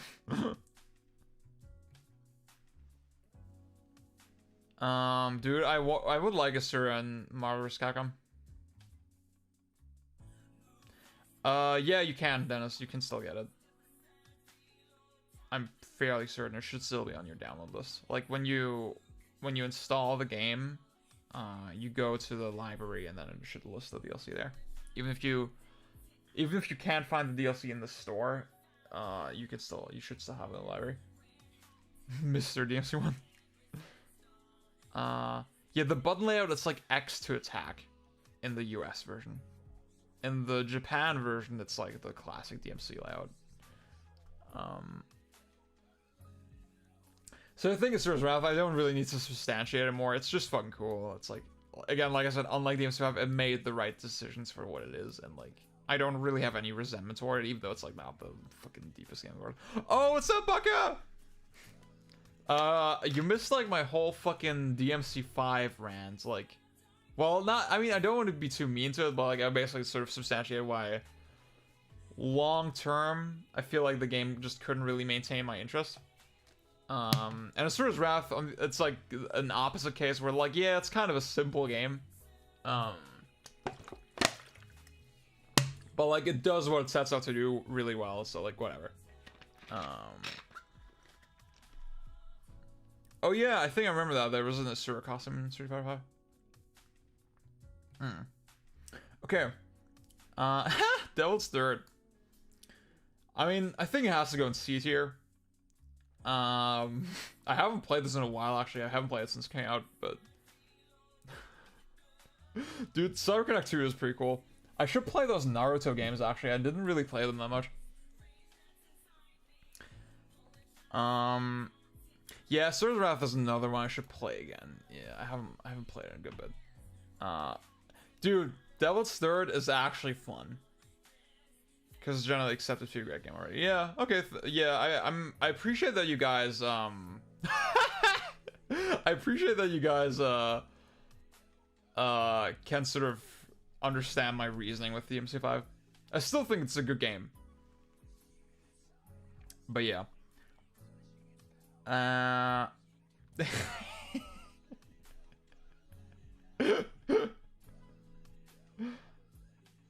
Oh, dude, I actually have the Naruto games as well. On Xbox, I think. I am gonna rank Astral Chain, yeah. Yeah, Ryan, I agree with you, yeah. Have you played... Fuck, dude, El Shaddai would have been a good one to include. Fuck, I forgot about it. I forgot about that, yeah. I have played El Shaddai. But I haven't played it in so long, so I don't fucking know. Yeah, so Devil's Third, I encourage you all to actually play it. It's a very janky-ass game.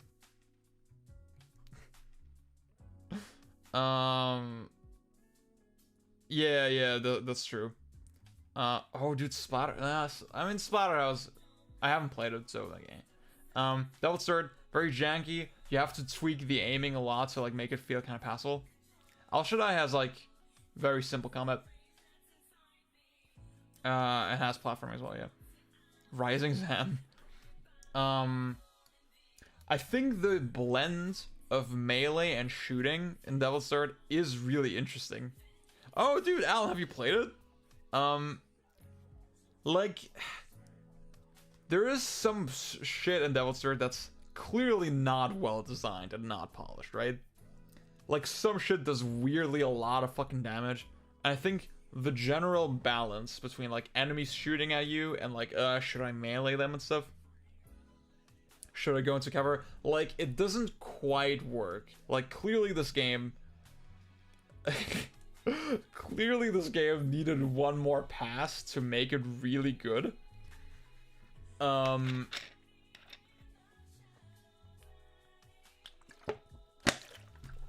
there's unique mechanics in Devil's Third, you know? Like, the thing where you... Like, the fact... You have this difference between you can throw your melee weapon, you can like launch yourself at an enemy with your melee weapon.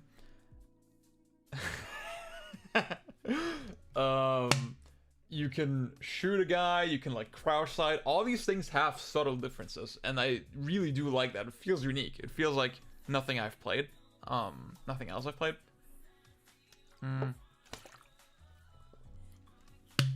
Dude, Alan, I feel this. I'm actually the same way. I think the only big games I'm missing are like Color Splash and Kirby, I think. I think I almost have everything else.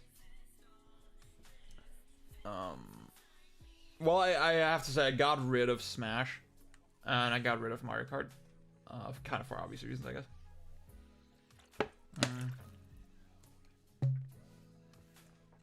So that was I kind of want to... I really... Like, one of my friends streamed it the other day, and he was very negative about it.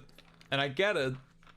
But, like, just seeing it again made me want to play it. And I think that shows that it should be in C tier. It should at least be in C tier. It should not... it's not... Like, it gave me enjoyment. I had a good time, you know?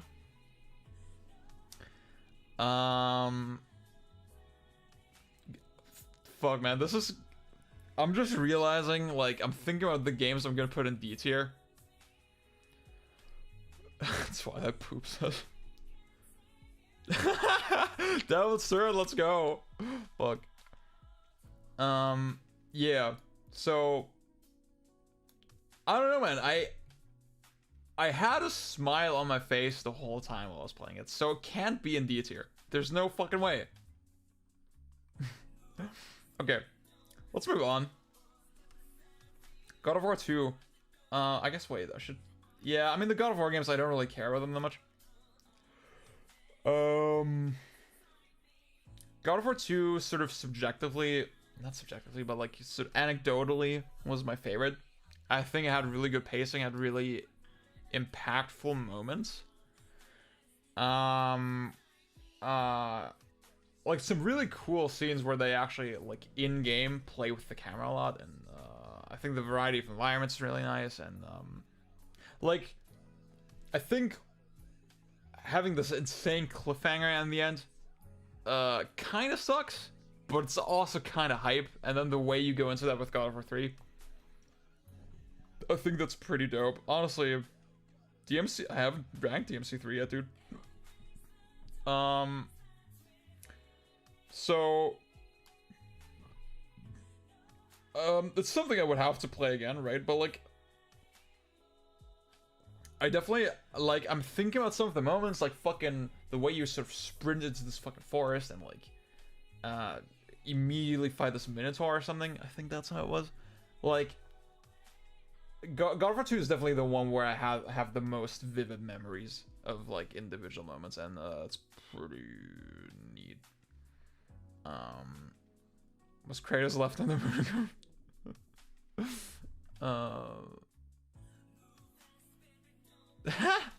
That's sick. Oh, dude, Bjorn, you should, yeah, you should listen back to the archive once it's done.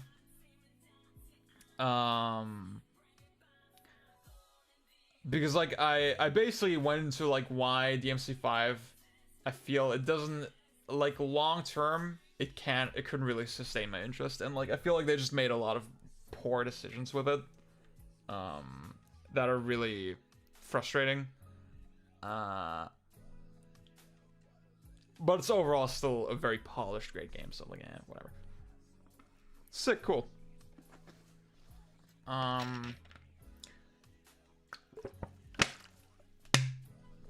I also, like, at the start of the stream, I go into, like, my whole logic as well, with, like, the games I selected overall.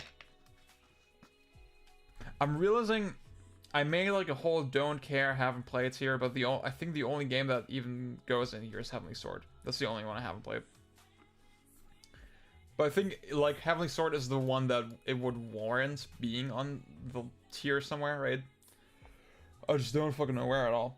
So God of War 2, pretty memorable, pretty cool. You can launch enemies, you can grab them. You had grabs in God of War 2, right? Like, the intro stage of God of War 2, dude, that's like, that shit alone is so cool. That's definitely, if I were to play God of War game right now, it's that one. You've been talking to Vash too much. Yeah, the camera work on the old God of War games is fucking great. God of War 1, honestly, I think it has a lot of fucking lame parts. I do think it's cool that the world feels so seamless. But I do think some of the settings were cool, and I think the tone of the story was cool.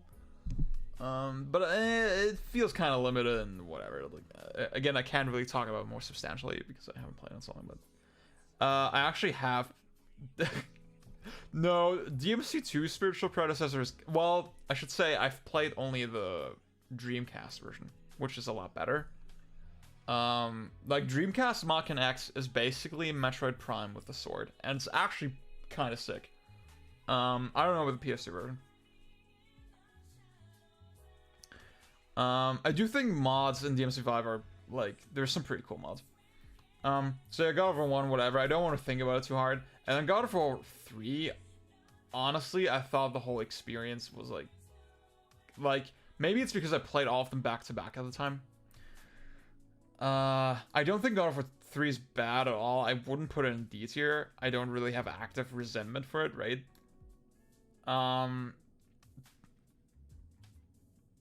Actually, I should put Devil's Sword here. What the fuck am I doing? Yeah. It's actually way better than Ori 2. I played Ascension recently. I decided, okay, if I'm gonna do long series, I'm not gonna do spin-offs. Just to keep it simple.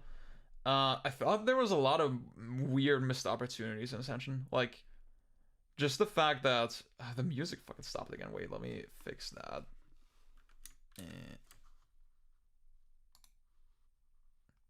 Yeah, Björn, if you happen to know how to make music loop in Streamlabs, because it's not doing it for some reason for me, even though I have the loop function checked, that'd be great.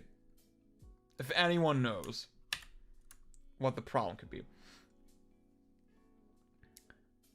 For this to get on Twitter without contact. Yeah, so the whole experience of God of War 3. Oh yeah, Ascension, sorry. I lost my train of thought. I just feel like a lot of the mechanics in it with the grabbing and shit are so directly comparable to DMC4, for example, which is a game that came 5 years earlier, but it was just so limited in comparison that I couldn't really, I don't know, I just didn't really appreciate it that much. Yeah, see, Björn, the problem is that you can't capture the desktop audio on Mac for some reason. Well, I'm sure there's some kind of way to do it, but like I haven't figured it out yet. Like I have the music that I want to play added as a media source. No, yeah, I mean the media source that I added, like looping that, because that's right now that's the only way to play music on Mac. Maybe if I add Spotify like as a program, maybe that will work. But like I need to experiment with that more.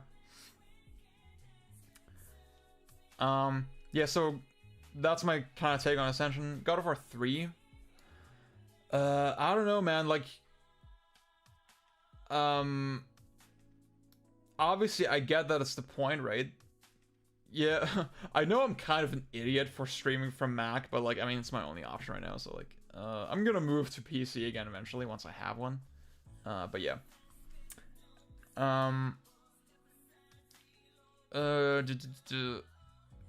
I get that it's the point, but like, just God of War 3, it feels kind of miserable, and just what a fucking unrelenting asshole Kratos is in this game. Like, obviously he's an asshole in the other games as well, right? I'm not trying to, fucking, you know, be selective with that shit. But like, just the way they display the brutality in 3 just feels so much more tacky to me somehow. And I feel like, in terms of like gimmicks and scenarios and like mechanics, it doesn't really fucking add shit that like rock my world. I guess I would have to. I'm kind of curious to play all of them again, but like, that's the thing. I was never even that big of a God of War guy. Like, God of War 2 is the best one to me, and like even that, it's like a low B tier, you know. To be a cartoony type of asshole. Yeah, I mean, with God of War 3, it's like, I mean, just like the parental abuse angle is like, I mean, that's fucking. The ripping the head off is like, it's definitely impressive from a technical perspective. Oh, see, yes. I think you'll be happy with the KH2 placement.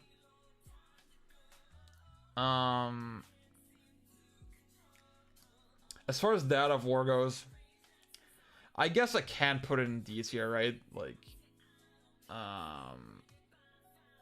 because it's not fucking, it didn't, well, I really didn't enjoy it at all, honestly, when I was playing it. But at the same, like, looking at it sort of removed from release now. Yeah, I feel you, Alan. I guess, like, I mean, you have to consider, Santa Monica they were working on this sci-fi game, from what I understand, and it got canceled.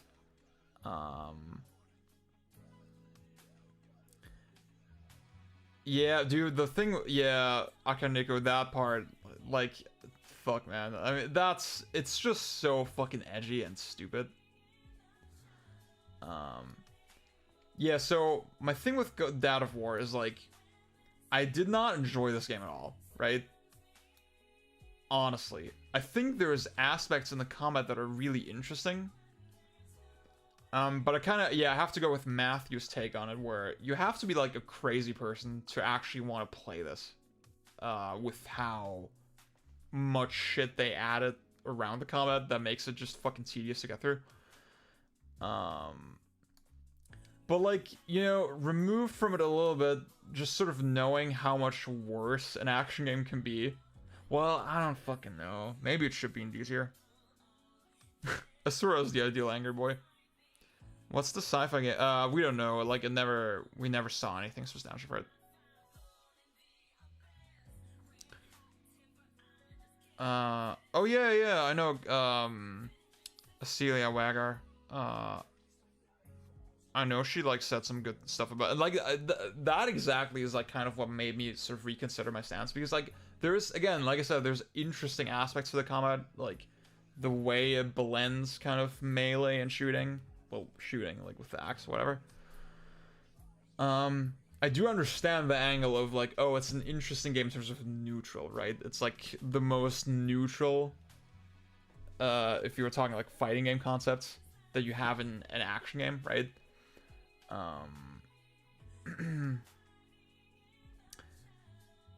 Yeah, Ariel, I think that's exactly it.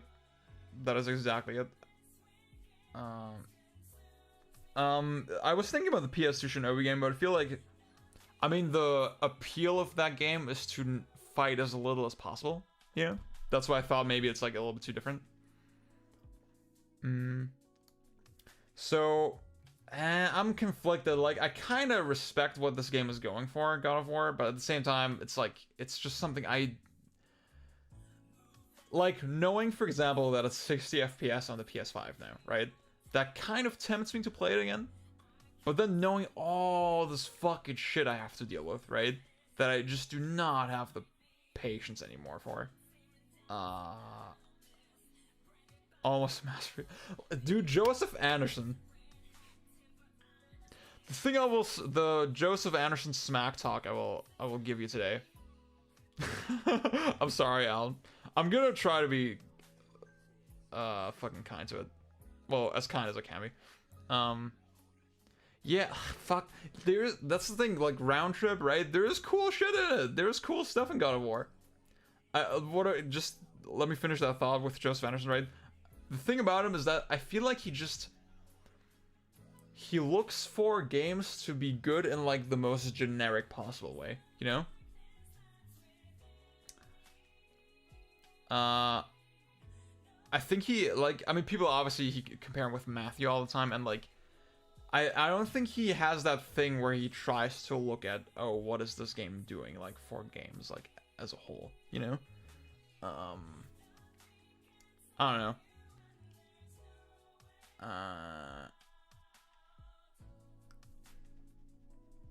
Therefore, may not have from going forward, but I think it's, yeah.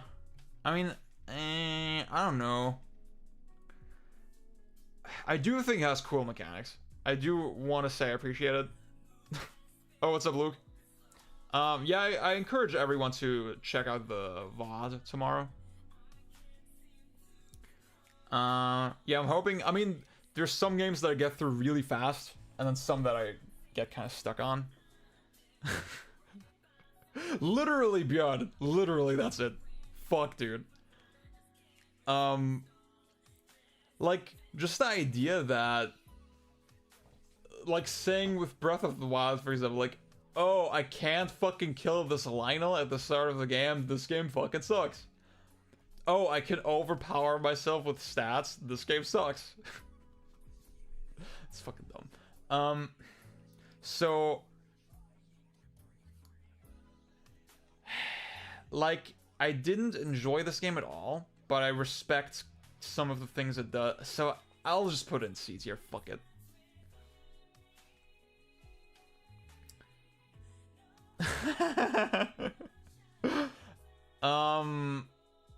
Okay, Alan, what do you say about, like, let's just rip off the Band-Aid?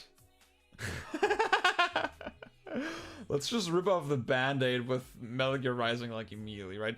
Also, yeah, I drag the games to B tier first, and then I settle in, right?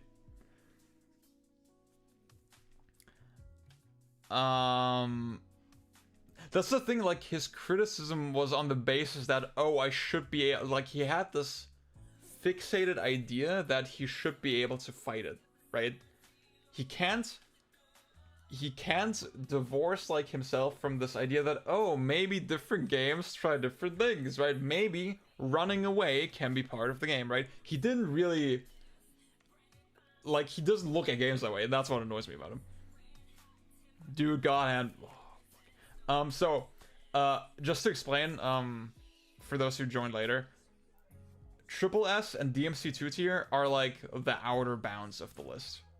So it's all like, those two tiers are only gonna be one game each.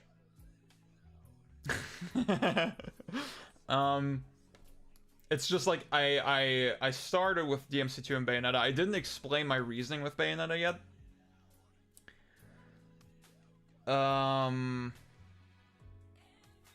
I didn't explain my reasoning with Bayonetta yet, but, like, I wanted to have that point of comparison immediately, right? Like, I wanted to say, okay, this is, like, the quality that we're shooting for. A game that's an S tier is basically as good as Bayonetta, but Bayonetta's, like, my personal number one, so, like, that's why it gets its own tier.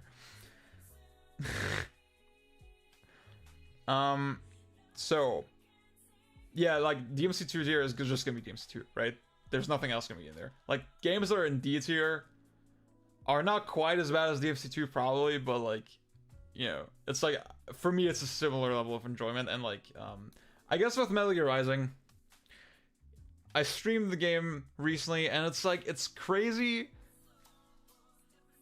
Like, every time I play it, just how much less I enjoy it, you know, with every year that passes. How much bigger the flaws get, right? I think... like, it's actually ridiculous how much the game gets wrong, you know? Even on a core fundamental, like, I mean, you could point to really obvious things like there's no weapon switching, which is like, fucking DMC1 had faster weapon switching than this game.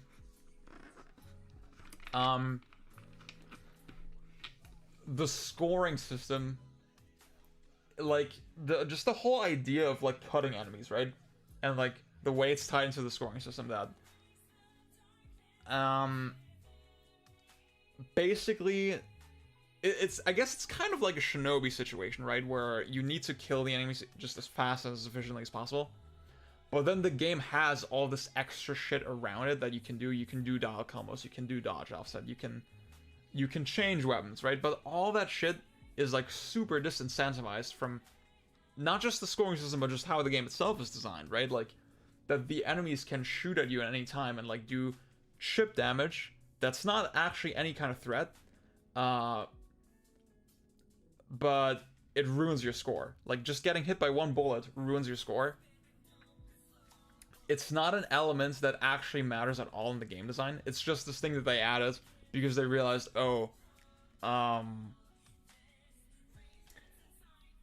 like, we build this game in such a way that you just kill everything instantly, so we need to add, like, one more complication at least, right? And I think that's just a poor way to design a game.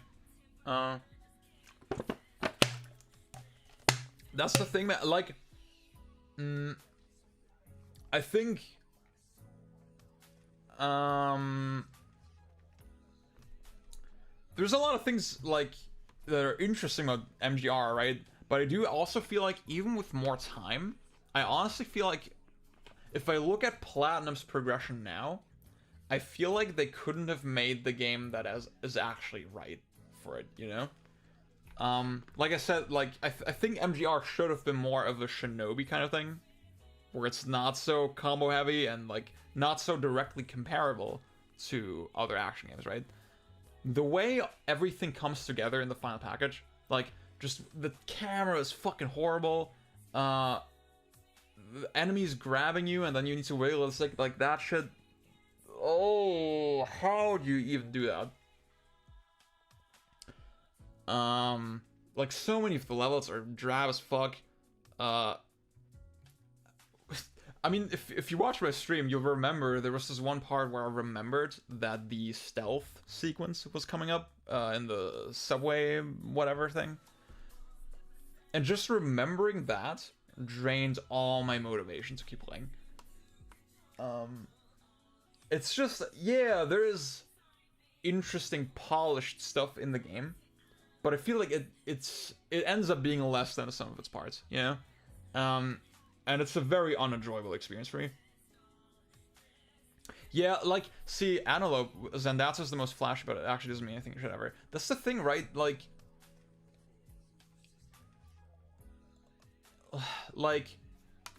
the way the cutting is implemented is, like,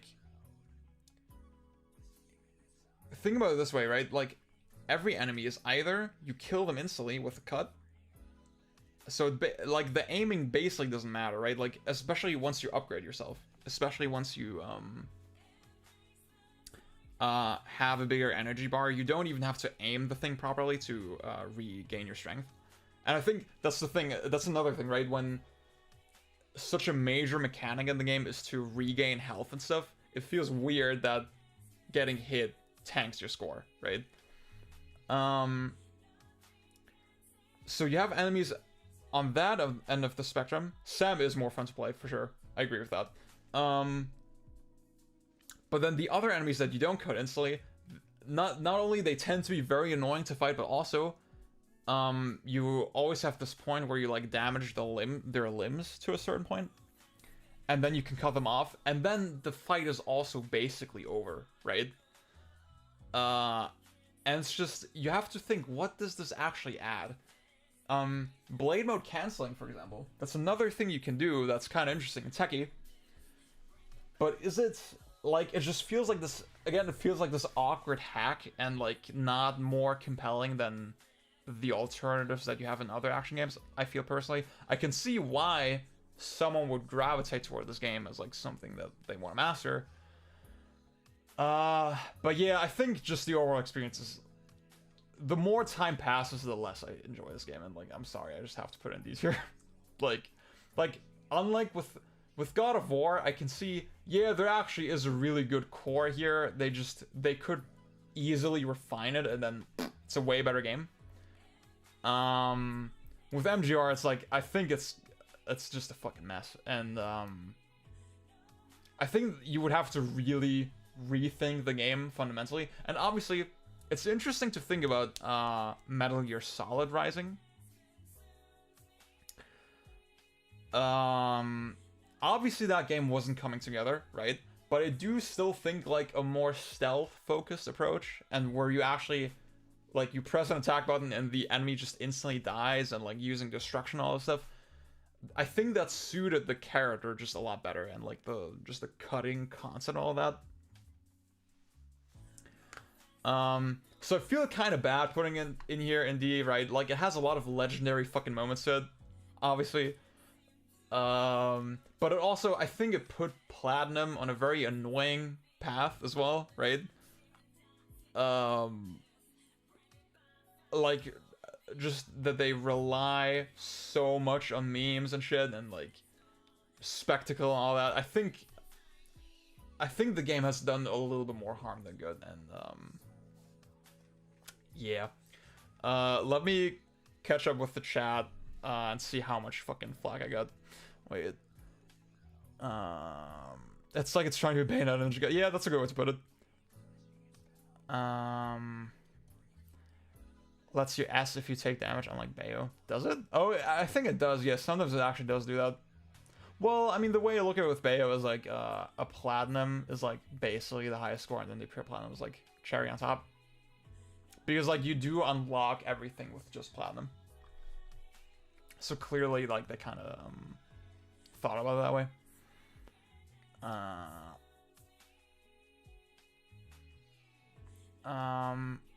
As a grade 1 dungeon with some longer phases of lower points with amazing high. Yeah, I mean, yeah, I can see that. That's why I get it, right? I get why this is some people's favorite game or something.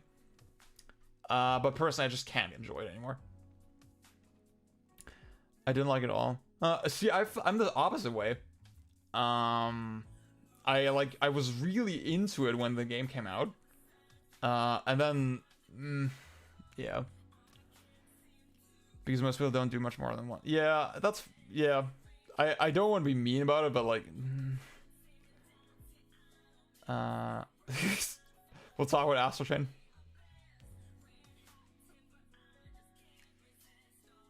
Yeah, Destiny's Spirit, I feel you, for sure.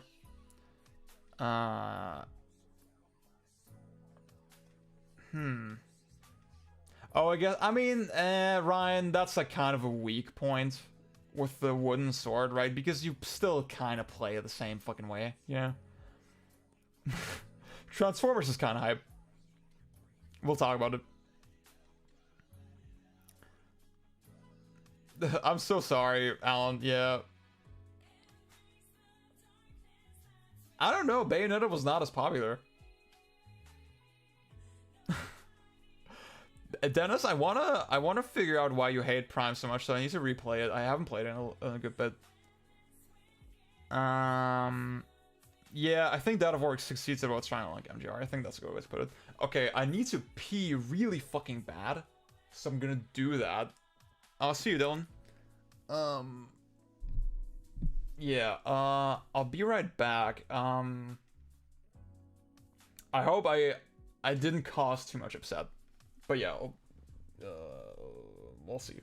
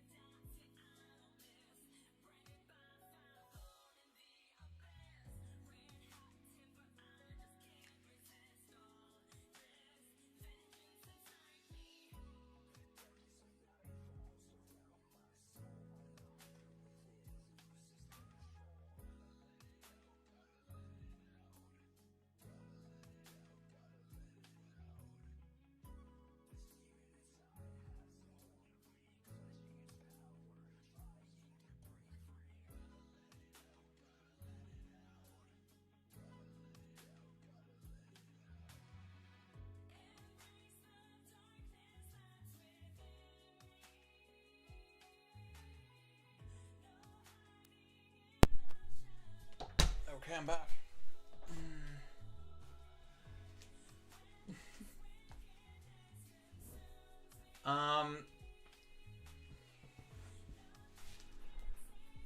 Damn. Oh shit. Wait. Dude, Kidder's Uprising is definitely triple S. Yeah.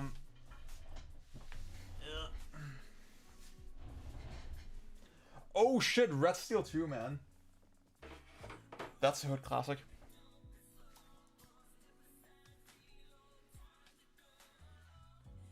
Okay. Alan,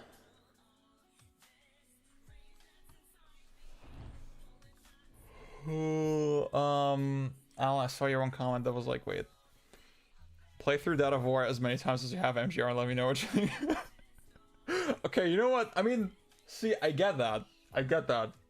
I mean, but like, at the same time, I did acknowledge that, right? I did acknowledge that, yeah, I actually didn't fucking enjoy the experience of God of War at all. It's just more, I reluctantly put it in C tier because I feel like there's too much promise in what the game is doing to put it in D tier, you know? Sorry, with MGR, I feel like the game overall is just a mess, and it's like not... It's not as salvageable as God of War, I guess. Even though... but MGR has enough distractions as well, you know? to make the combat not enjoyable. So I feel like it's not that unfair.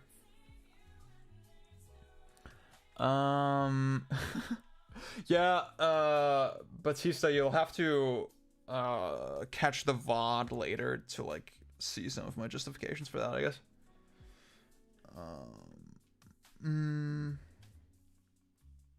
That was sort of fun.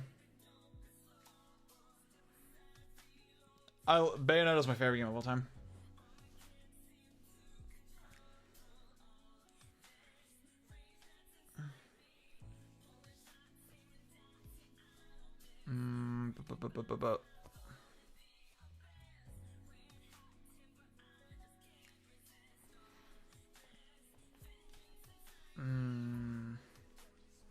Dude, I would... Dennis, I remember you saying that Sakurai should make Bayonetta 3 and Kamiya should make the next Kid Icarus. And that'd be fucking lit. I would love that. I think Neo should also be on the list. I was thinking about Neo for sure. I think Neo, you could definitely make a case for it. The problem is that I haven't played either Neo game that much, so I guess I would put them in the haven't played category. I have played them, but like I feel like I don't feel confident in ranking them. Yeah, I think Sekiro, the appeal is a little too broad. And also Sekiro is like, I mean, if I were to put like the parrying kind of less charitably, it's like kind of a rhythm game when you get to the bosses, you know. Sekiro is like one game I want to replay for sure.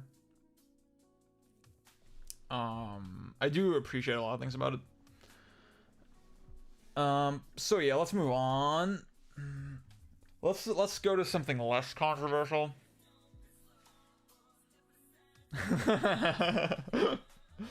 I guess let's talk about the Samurai Jack game. Why not? I think this game is pretty solid. I played through it recently. Maybe it is Alice Returns. Yeah, Alice Returns. I haven't played it though, so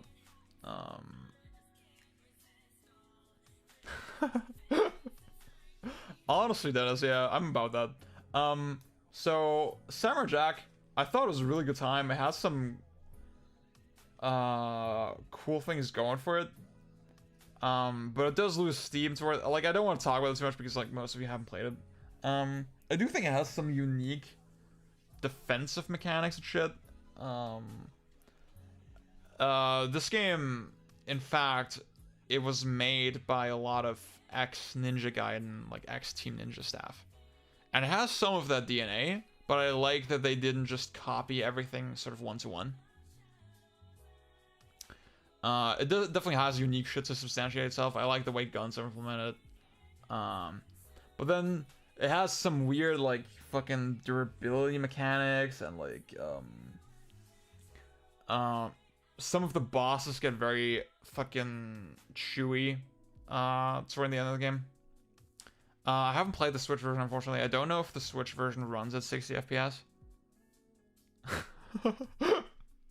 I'm sorry, Alan. I hope you come back though. Not yet. It's not yet the same tier. We're still deciding.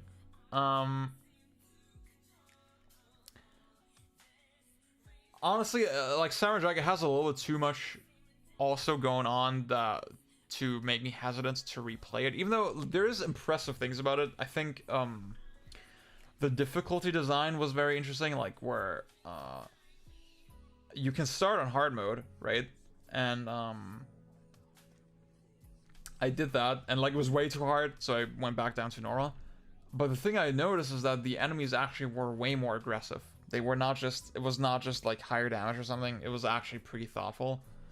There's a lot of cool shit in this game, but like, it's like, again, like with so many other action games, like I would rather probably play Devil's Third again, you know? Like, I have a stronger itch to play Devil's Third than Samurai Jack. So, Samurai Jack, I would definitely recommend it. Maybe let me put God of War 1 over No More Heroes 2, and then, yeah, I think this looks good. Samurai Jack, I would definitely recommend it. It doesn't see, I have to say, I didn't actually watch any Samurai Jack. I was kind of hesitant to play this game. Because I was worried like it would spoil the show, but I don't feel like it did really. So I'm still gonna watch that probably later. But yeah, like if you are okay with a game that feels very basic, where it's just kind of some interesting mechanics, you know, and some kind of bland levels and whatever, I think you're gonna have a decent time. You're gonna appreciate it. Let's go through another softball. Actually, no, wait. So this game has like Ninja Gaiden, DNA, whatever, right? So I guess this is a good time. Fuck. The fucking music stopped again. Okay. We're at 21 viewers. That's still pretty good. Damn. Oops, no, that's the fuck. Okay. So, if you're wondering, yeah, I'm hiding my screen with Nero because I don't want you to see my fucking, my desktop and all that shit.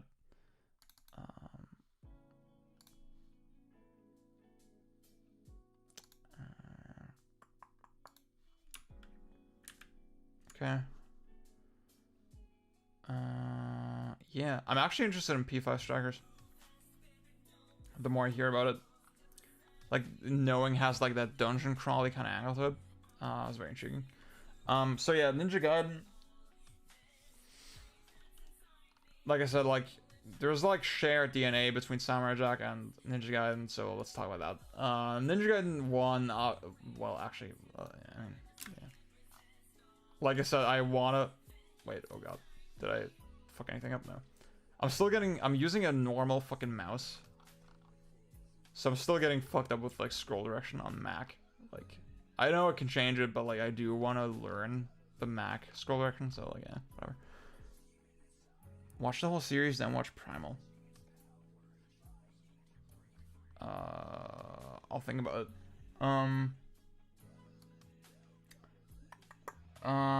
So Ninja Gaiden. I think it's interesting to think about, like, a lot of these games obviously have, like, Capcom DNA, right? Like, the birth of the genre was with Capcom, and then, obviously, fucking Clover Studio, that became Platinum, and all these developers obviously are Osaka-based.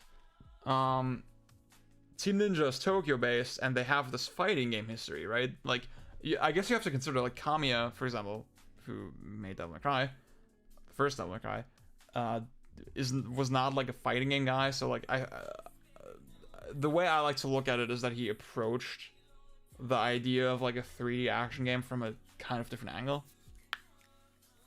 Whereas with Ninja Gaiden, clearly the developers, especially Itagaki, went in specifically with fighting game experience, and you can feel that in these games. I will say, like, the dial combo system is one of the weaker parts of Ninja Gaiden. It doesn't really feel as well thought out as Bayonetta, for example. We're gonna talk about that. But just the unique flow and sense of speed and the way you can use walls in these games is so insanely fucking sick and so unique. It feels so distinctly different from any other action game. Oops. And, you know, this was around the time that DMC3 came out.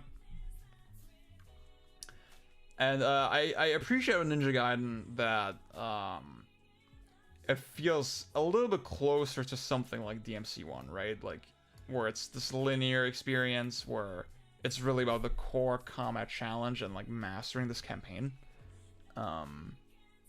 Rather than, necessarily player expression.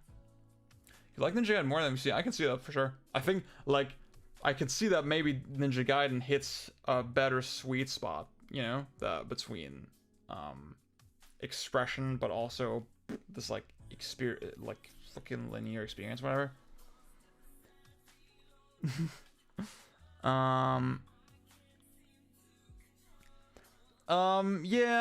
Yeah, it's kind of sucks about the Sigma collection, but like it's better than nothing, honestly. I would rather play Sigma than not play at all. Yeah, that's how I look at it. Yeah, Akaneko, I actually agree with this. I do think on higher difficulties, especially like UT, especially with the scoring, right? Like scoring is, like, UT is very rewarded with the score. Yeah, that's true, Gogeta.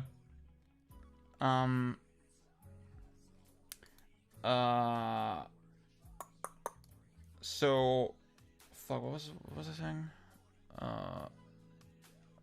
So Ninja Gaiden has a little bit of expression, but it feels like this very challenging, very thought out, very fucking, I don't know, like this very fucking focused campaign, you know, in a way that the DMC games don't as much after DMC 1. Ninja Echo. Dude, no! Ah!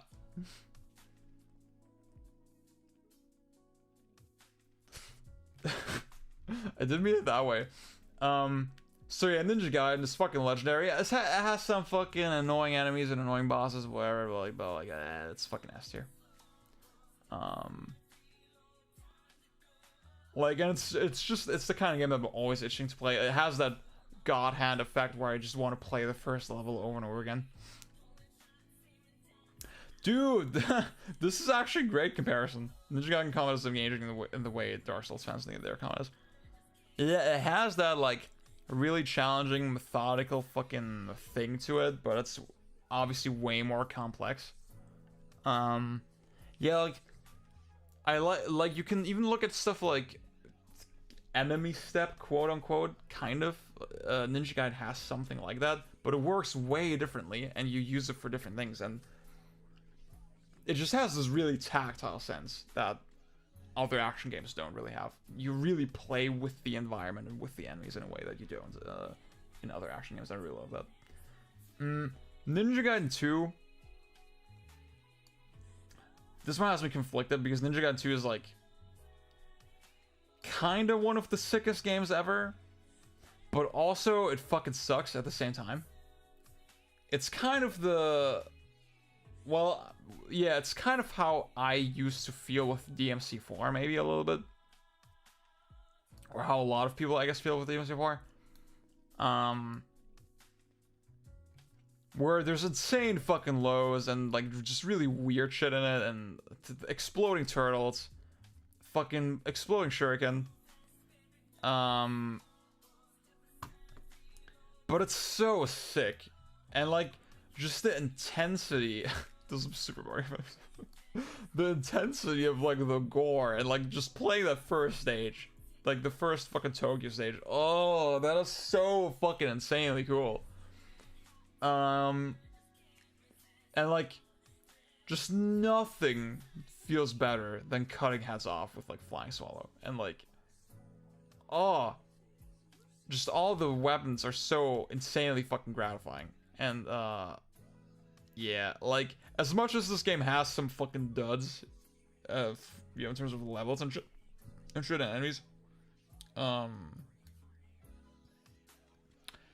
guess I'll put it in like low A tier.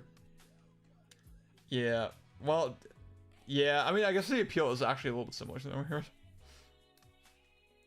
Like, I like, on my last playthrough of Ninja Gaiden 2 on the Xbox One X, I was surprised how much some things annoyed me, right? That's why I'm, like, kind of hesitating, but it's still a fucking hood classic, you know? Feels like it's style over substance a little bit, right? Especially on the higher difficulties, right? You have to fucking UT like crazy. Like literally you cannot play the game normally. And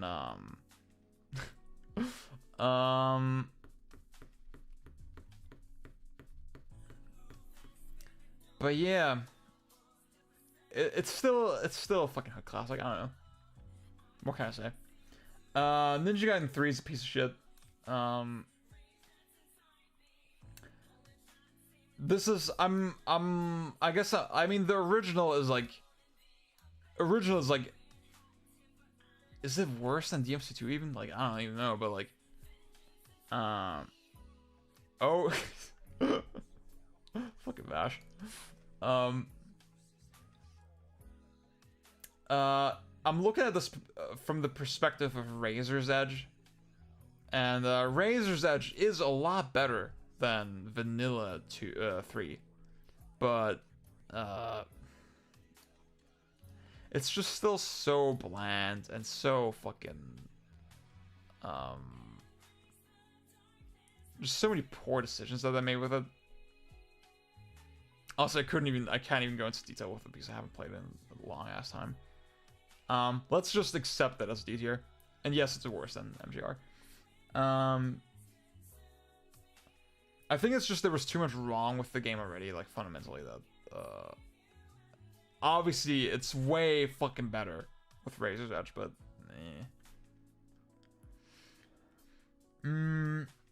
okay, so we got the Ninja Gaiden series out of the way.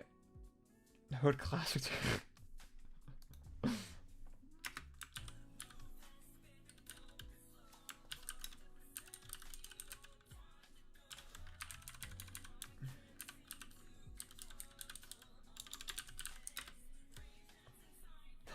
A certified hood classic. That's sick, right? That was completely intentional. Yeah, Gogeta, I feel you. I get what you're saying.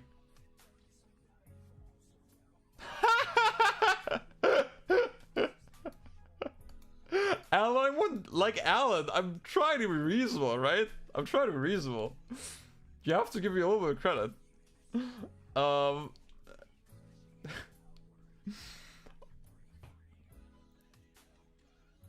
Half an A press is not a full press. Okay, while we're in D tier, what's another game? Fucking Astral Chain. Fuck it. Is Astral Chain better than? Honestly, I raged way more at Astral Chain than I did with Ninja Gaiden Razor's Edge.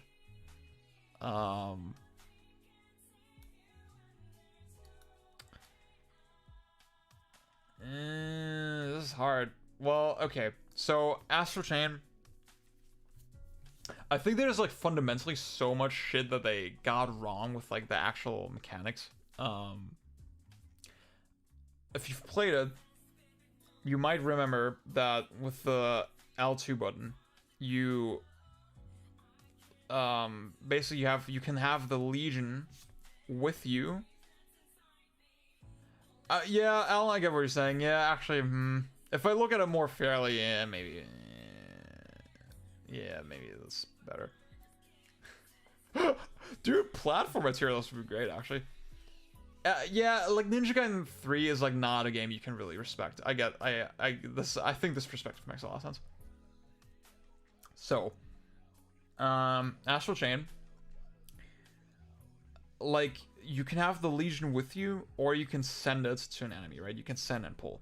And it's the same fucking button. So, like, a lot of the time, and yeah, when you want to move the Legion precisely, you have to hold the button and then move the right stick, right? All of that makes sense in theory. In practice, it's fucking insanely dumb that sending and pulling is the same button, because you will pull your Legion so many fucking times without meaning to. And it's shit like that, and shit, just the fact that enemies can't be launched consistently, that there's no real internal logic to how enemies react. Actually ranking Pokemon might be fun, yeah.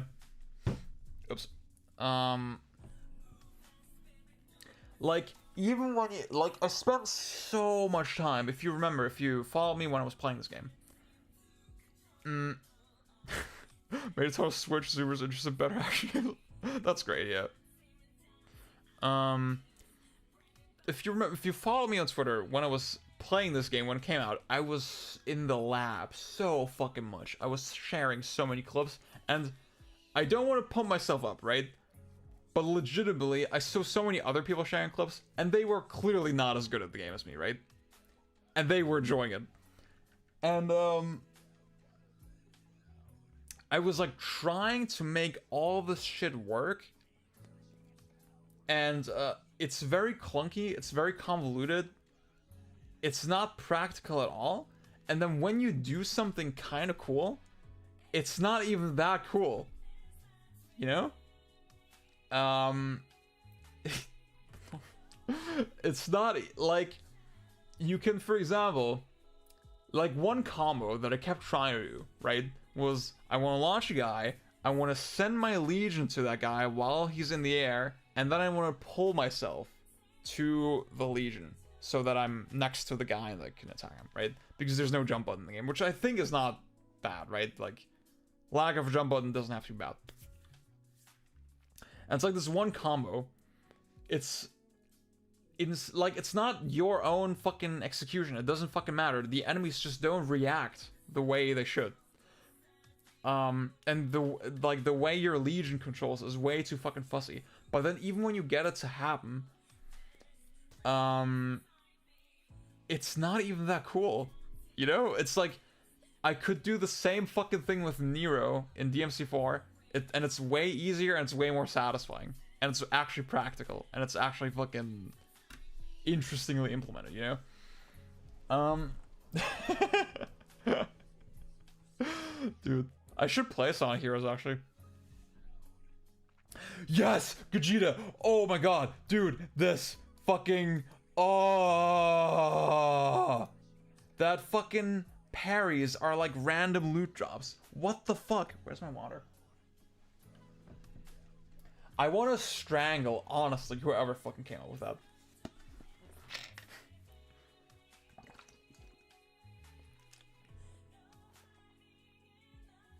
Astral Chain is like peak, just make a single result. Yeah. I guess my problem is, like, I don't really have faith in Platinum anymore here. That they would fix it.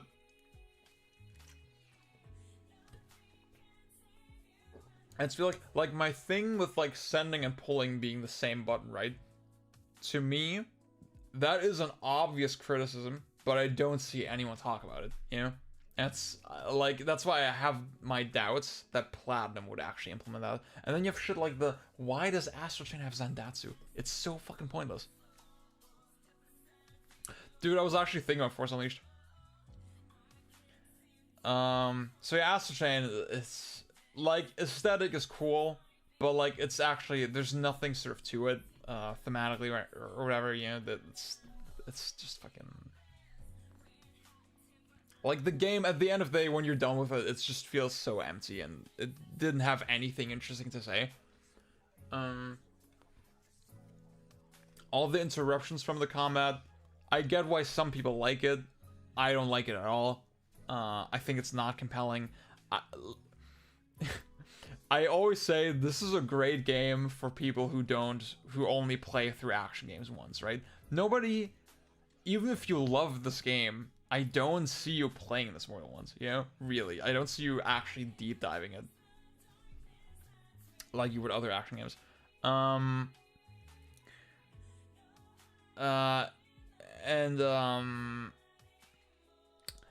Yeah, like even when you look up sort of high level optimal kind of gameplay, it's just you rotate between cooldowns, and cooldowns are just such a fucking poor mechanic in an action game.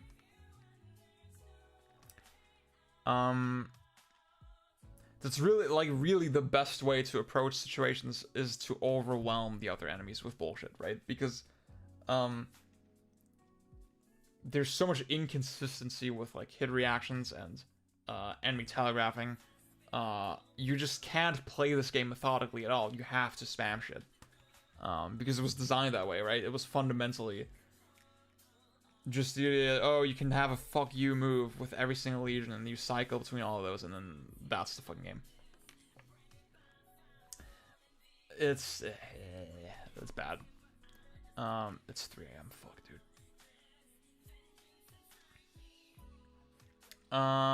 Okay. Let's pull Hellblade also in D tier. I'm not gonna talk about much, but like it's just I respect what it's like going for with like the mental health angle, but it's just not a good time. The combat is so insanely basic, and like the puzzles are such an insane drag, and I guess they're not supposed to be fun, right? Like I get it, but just the puzzles alone make the game so fucking painful to get through. And you know, I mean, I kind of want to put it in the don't care tier, right? But I feel like Ninja Theory is like they are an important developer sort of for action games in the West, and that's why I do want to acknowledge kind of their evolution and their history a little bit. But yeah, I did not get anything out of Hellblade.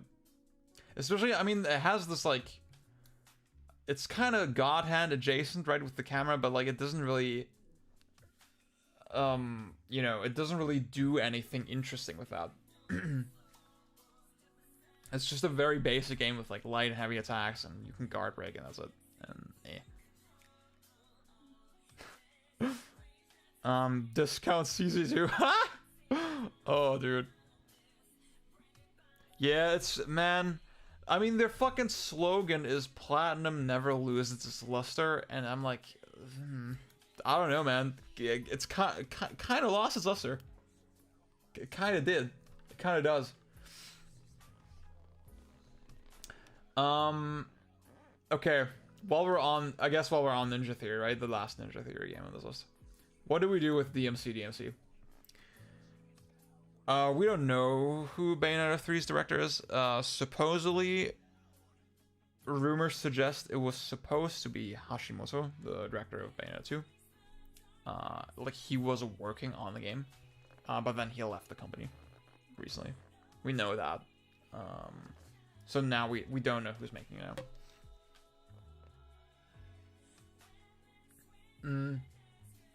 Yeah, I hope so, Gogeta. But like at the same time, I don't think the narrative with Bayonetta 2 in the mainstream overall is still a fucking great sequel. Yeah.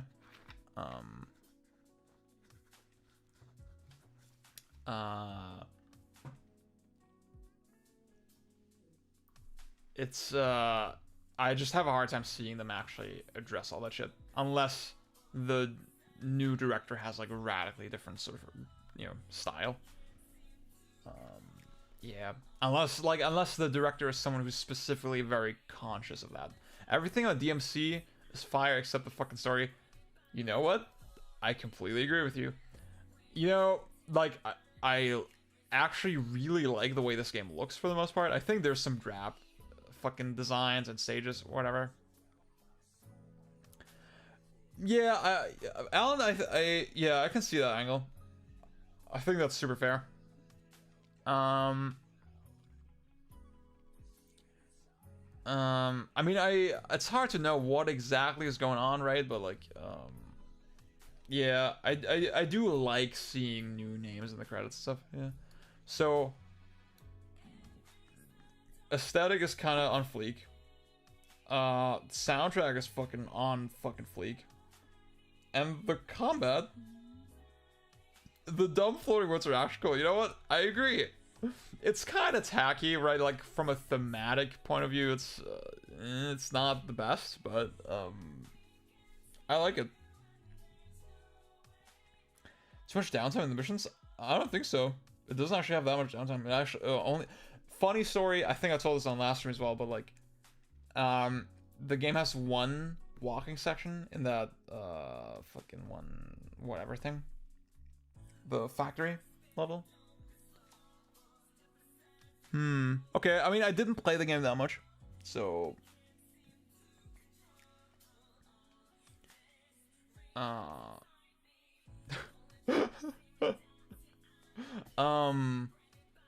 has one walking section, and like for the definitive edition, there was like one programmer at Ninja Theory who actually got rid of that forced walking bit. And then before the game shipped, someone else put it back in. And that's very funny to me. But it's like not that long and not that offensive, so whatever. I actually, you know what? I always fucking was kind of dismissive of the platforming in DMC. But you know what? Now that I'm playing again, it's like, it's not actually that bad. It's like, there's a little bit more to it than I expected. It's not so on rails. It's pretty on rails. It's like pretty irrelevant, right, in the grand scheme of things, but like, as far as variety and like fucking downtime goes, you could do a little bit worse. Yeah, I agree with you, Ryan, but also you have to understand as well that that was a Capcom mandate. Capcom told Ninja Theory, yeah, don't use the fucking lock-on. So I can't be mad at them for that. I do think I would just kill for jump to roll. I want to just roll with the jump button. That's all I want. Everything else in the control system I'm relatively okay with. Yeah, I mean, Bjorn, I get you. It's not like anything incredible at all. But like, again, like I said, it could be worse.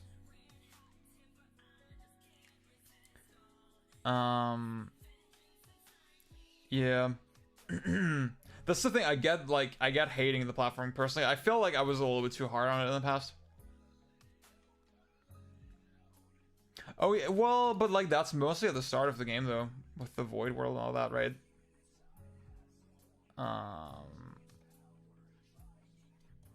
Like I think it really eases up as you keep playing. Ariel, that I actually get what you're saying, but also I mean they didn't make, you know, it's like kind of, I think it's also like a budget issue, you know. I want to see what they can do with like they specifically said, yeah, we just didn't have DMC's budget again, so I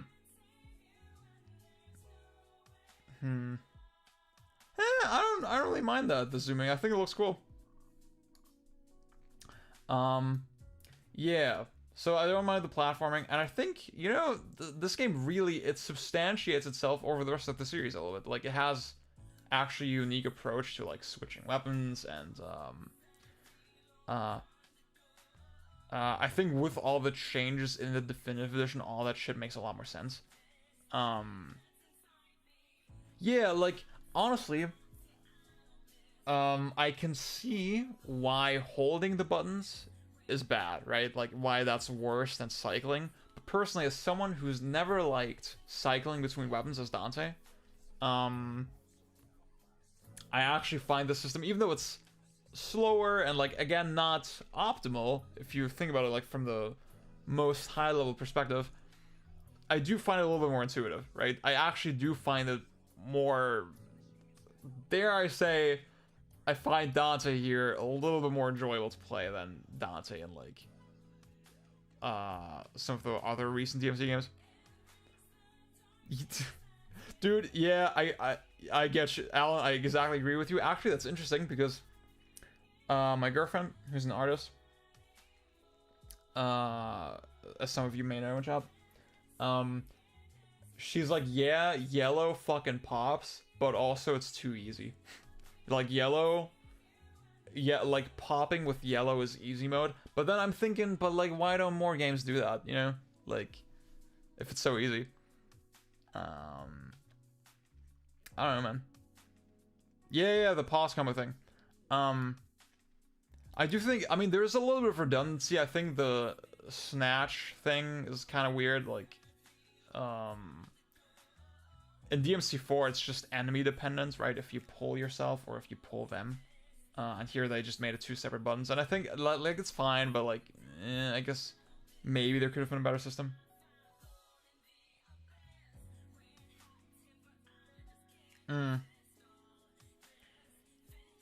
When it applies to more than one thing, like the guns to grab on. Okay. I get what you're saying, yeah. And personally, I mean, the way I map it is I have the lock on R1, and then I have the weapons on L1 and L2. So for me, the system actually works really well. And personally, like the ricochet shot is like a unique mechanic that the series didn't do before or since, really. It has the best drive in the series, right? The drive move, I think, in DMC, is easily the best implementation. I think Inverse Rainstorm is cool. There's a lot of unique fucking shit in this game. I also, Alan, like, I have to say, the Viewful Draw is also one that I didn't really deep dive as much. I get you, Ryan, with the D-pad. That could be better, but still, I do find it a little bit more intuitive. And, like, there's smart things in the control system where, like, you hold Angel mode, plus A to, like, Trickster. It's just, some stuff I think is kind of convoluted, but some stuff is actually really smart. Oh, is it? Oh, with Spiral, right? Yeah, but, like, with Spiral, it's kind of shitty. You know? It's like kind of shitty the way they did it. Like, it's not nearly as cool as it is in DMC. And like they did the like the way they grabbed. Yeah, exactly. Yeah, the way they grabbed different parts from like different DMC games is so interesting to me. Like with the shotgun, for example, if you use it in the air, it actually launches enemies upward, like in DMC1. And yeah, like that, for example, and then they took Snatch from Nero. I don't know, man. There's just a lot of fun, cool shit about the game, and like Antelope was saying, the soundtrack is fucking amazing. It's just obviously the fucking cutscene. You have to skip the cutscenes. That's the one requirement to enjoying this game. But like, using the same base controls, yeah. And like, you know, like I said earlier, I think it's just kind of sad that the series became so iterative after DMC3, you know? Like the DMC3 and 4 and 5 are building so much off of each other in this very linear way. I would like encourage more experimentation within the series, and like I get it, right? Like DMC when it came out, it was hard to appreciate. I was fucking hating on it, you know, because I thought this was like, oh, this is the series now, oh, fucking whatever, right?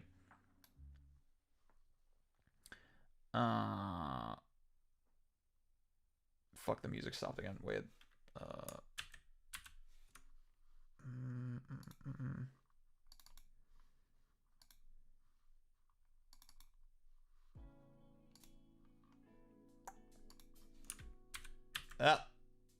Well, I don't think you saw anything crazy here. Yeah, that's fine. Okay. Kabloo. Oh, yeah. Oh, yeah, Destiny Spider. Yeah, I would compare it mostly to, fucking, like I said, the DMC1 shotgun.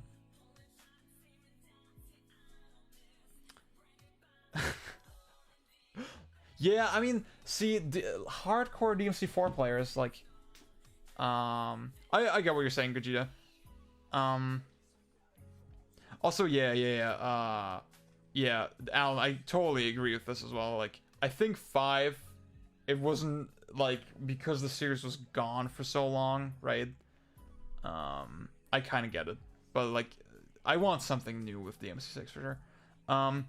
Yeah, Ryan, what I would say is that a lot of DMC4 like hardcore players, they will say, like switching to Swordmaster's fine, like whatever. Like, there's like reversing fucking Helmbreaker is like actually way easier when you don't have fucking air rave. I don't give a shit. Like, I think it's stupid. I think it's just making the controls fucking convoluted for no reason. And yeah, I think DMC is fucking really fun to play. And like, honestly, see, that's the thing, man. There's actually, like, with the definitive edition, they actually really addressed really big bad things about the game. And there's really nothing holding it back that much. The only thing I still think is kind of whack is the dodge button. That's the only fucking thing that I have a huge problem with. I have way fewer problems, honestly, with this game than I do with the DMC5. And, like, these days, I have more itches to play this than DMC5.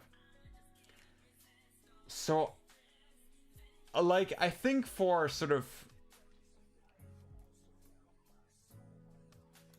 yeah, Destiny's Spider, I get this. That makes sense.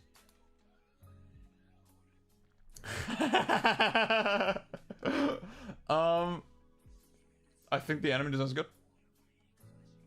I think even like, yeah, with the implementation with the color coding, right? The color coding is kind of silly, right?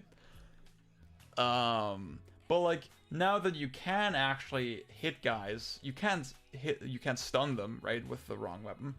But I think that implementation actually is interesting because, like, it's a very transparent thing, right? You know I can stun them immediately with the correct weapon. So then you have this natural temptation to use a different weapon, right? And see how long you can get away with it. I really like that. See you, Dennis. Yeah, I feel you, Ryan. So, like, honestly, on pure enjoyment level, I feel like I need to play DMC a little bit more, right? Like, I feel like I haven't put enough time into it to like justify A tier or whatever. And I think with its place in history, it's kind of complicated, right? But like, retrospectively, you know, like I said, with DMC5, they made a lot of weird decisions with it, right? And it's kind of easier to appreciate DMC now. So, am I gonna? I don't know, dude. Wait, I need to think about this more. Like, DMC, it doesn't have V. I don't need to split my attention between 3 characters. It has actual gravity. Like, it has more gravity.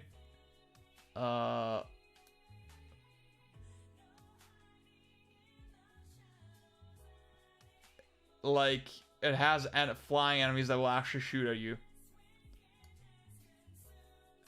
Like, the enemy aggression actually feels a little better in DMC. I don't know, man. Oh! What's up, Heather? Well, you missed my whole justification. You can't say that now.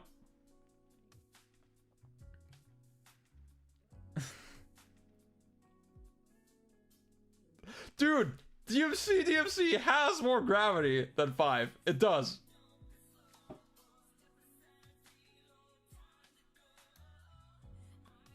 I'm thinking about it.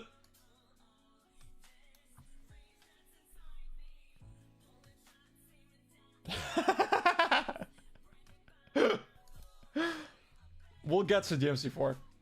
Well, I mean, V is not that bad, right? I'm just saying.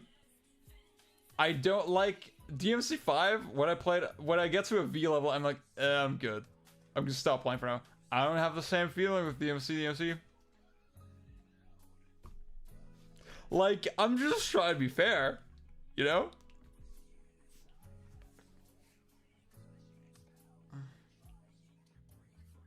I mean, see, there's a very important point I want to make with the DMC4, right? But like, I'm gonna get to it when we talk about DMC4.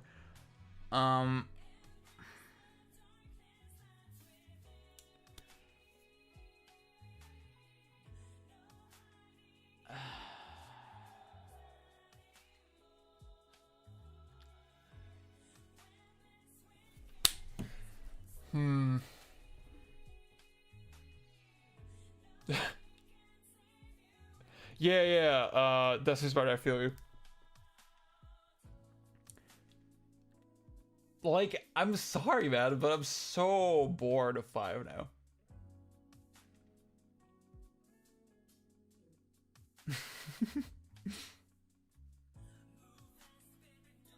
And like 5 is a great game, right? But like, fuck. Yeah, exactly. That's inspired. That's exactly it.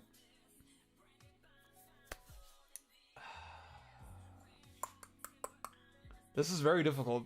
I gotta be honest with you. Like, I'm thinking about, like, there's so many cool things in DMC5. Okay, you know one thing that I forgot to say? DMC5 has really fucking great bosses. Pretty much through the bank. Do you say through the bank? Is that the thing you say? No, you don't say that. That's not a real... I think it's like a German fucking... idiom. You're gonna look at DMC5 like you do with 3, maybe. Not, probably not, right? Like, I think...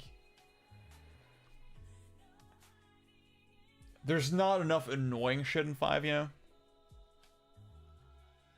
Out of this dangerous mindset.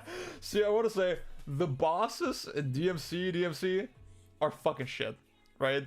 They're not like... they're not like, actively annoying, but they're very fucking bland. And very boring. So that's a huge point in 5's favor. I say, you know what? Fuck it. I'm gonna leave it like this. I'm not gonna put DMC here. I'm just gonna leave it like that. I'm gonna leave it like this. Fuck. Okay.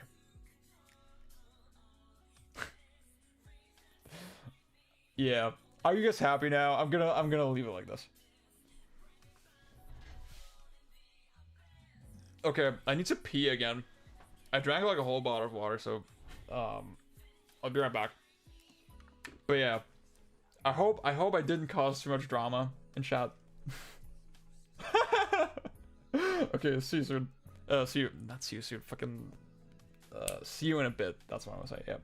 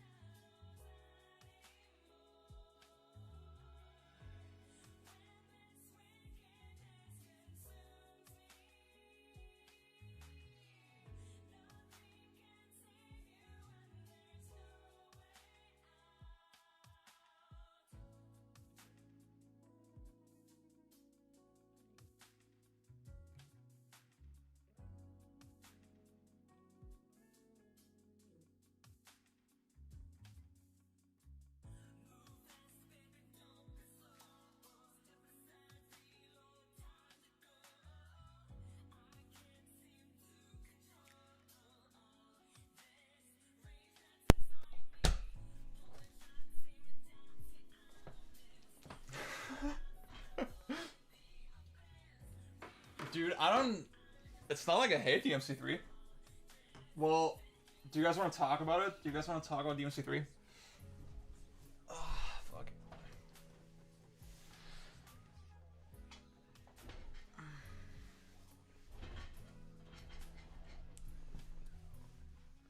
Riots are some of the coolest enemies, for sure.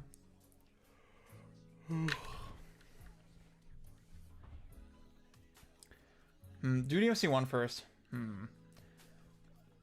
I have some. I don't know yet how I'm gonna do DMC3, like with the Switch version, and all that. Well, Analove said I should do DMC1 first, so but like, I mean, we're in the DMC group, so I guess I should do that. Yeah. Should do the rest of the series. Yeah, let's start with 1, whatever. Well, like, I think 1 is like way less controversial. I think with 1, I can substantiate the idea that it's an S tier, right?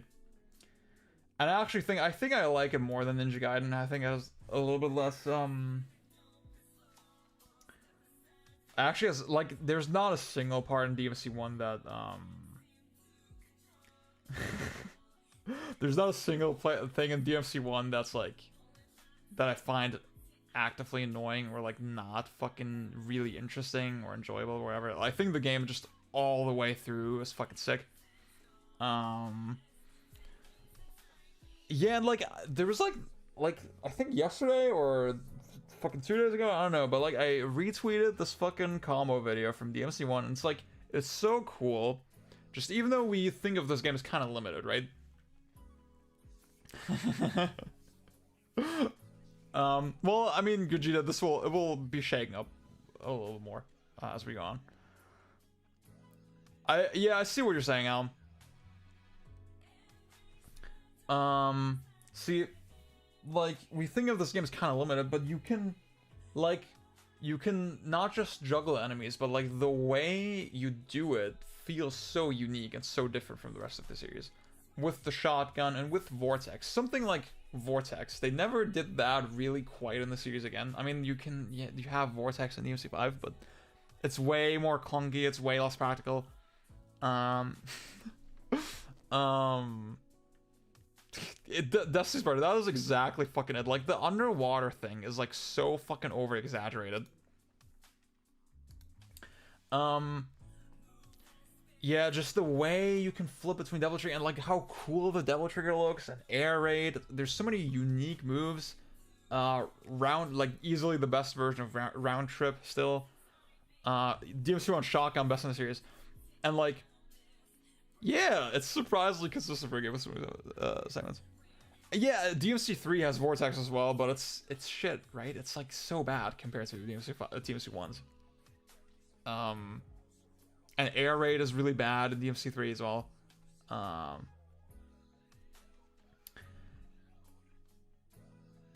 And like just with the camera and like how insanely detailed the environments are, like I said the camera, right? Like I really like the angles that they use just aesthetically, and I think it works for gameplay for the most part. I don't think the camera is like really that offensive.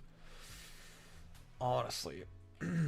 Definitely has the best pacing of the series in my opinion, yeah.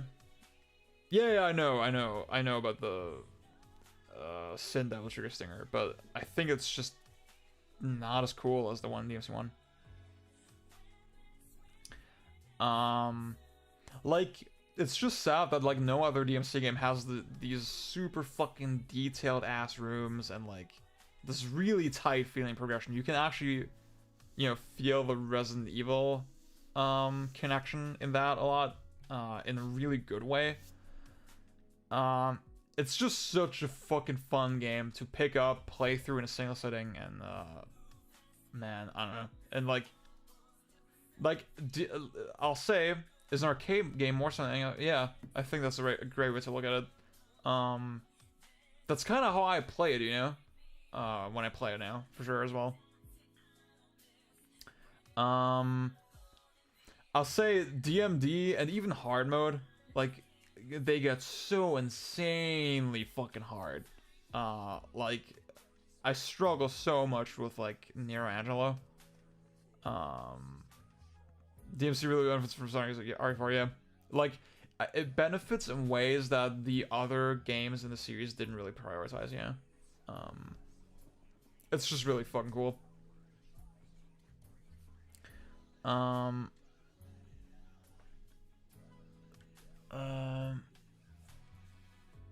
Yeah, and like just like when you go to the fucking Coliseum, and then you come back and it's night and all the enemies are different. Isn't that so fucking insanely cool?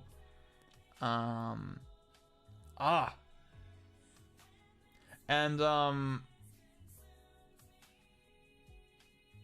yeah, yeah. Fuck, man. Yeah, and like, some bosses are really fucking hard, right? But there's nothing in the game I would call like frustrating or like, yeah, annoying, right? It's just legitimately really challenging. I did play through the game on DMD like fully. I did finish it on DMD once, but like, fuck, man, it was fucking hard. Yeah, everyone can agree that DMC 1 is sick, right? Like, yeah, people will say it has like 3 bosses and they just keep getting reviews, but they're fucking awesome bosses. They're fucking sick. It does it does that exact thing really well. It actually justifies the reuse of the bosses. They actually really feel different every time they appear. And yeah, man. First Mission is a favorite game, dude. I think that's really cool. Ryan, I see what you mean.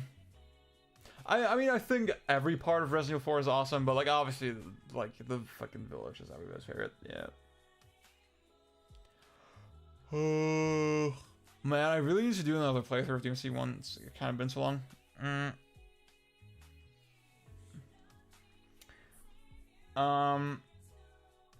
Yeah, so that's that. DMC 3. What do we do with you? So, I mean, you all know, I kind of like to dig on DMC 3 a little bit. I feel like it's just,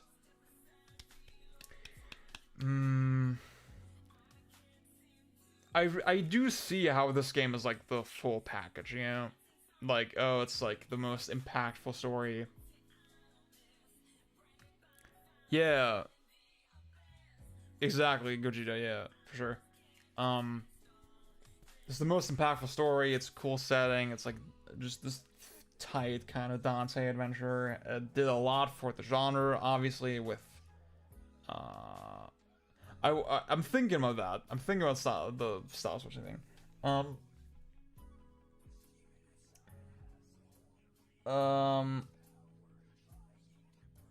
Like, yeah, in terms of like expression and all that shit, right? It really brought that angle into the series, right? Not into the series, but like into the genre as a whole, right? Like, it completely changed the action genre forever. Obviously, we need to respect it for that. And yeah, I agree with you. Chad, Malaya versus Virgin, Sam and Negro. Dude, exactly. Fucking Ariel, I agree with you 100 fucking %. Yes. Like, I actually really like Agni and Ruda. And Beowulf, obviously. And I think the Virgil fights are fine. Like, I think Virgil 2 is the best one, for sure, but every fucking other boss in this game is terrible. Honestly. Like, definitely worse than DMC's bosses.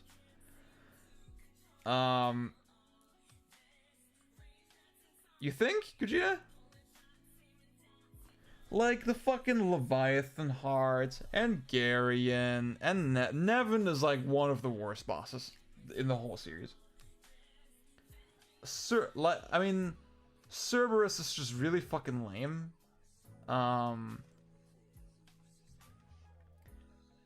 Like, I mean, Cerberus, you're basically fighting a wall, right? It's very, like, no, dude, Leviathan Heart is not sick.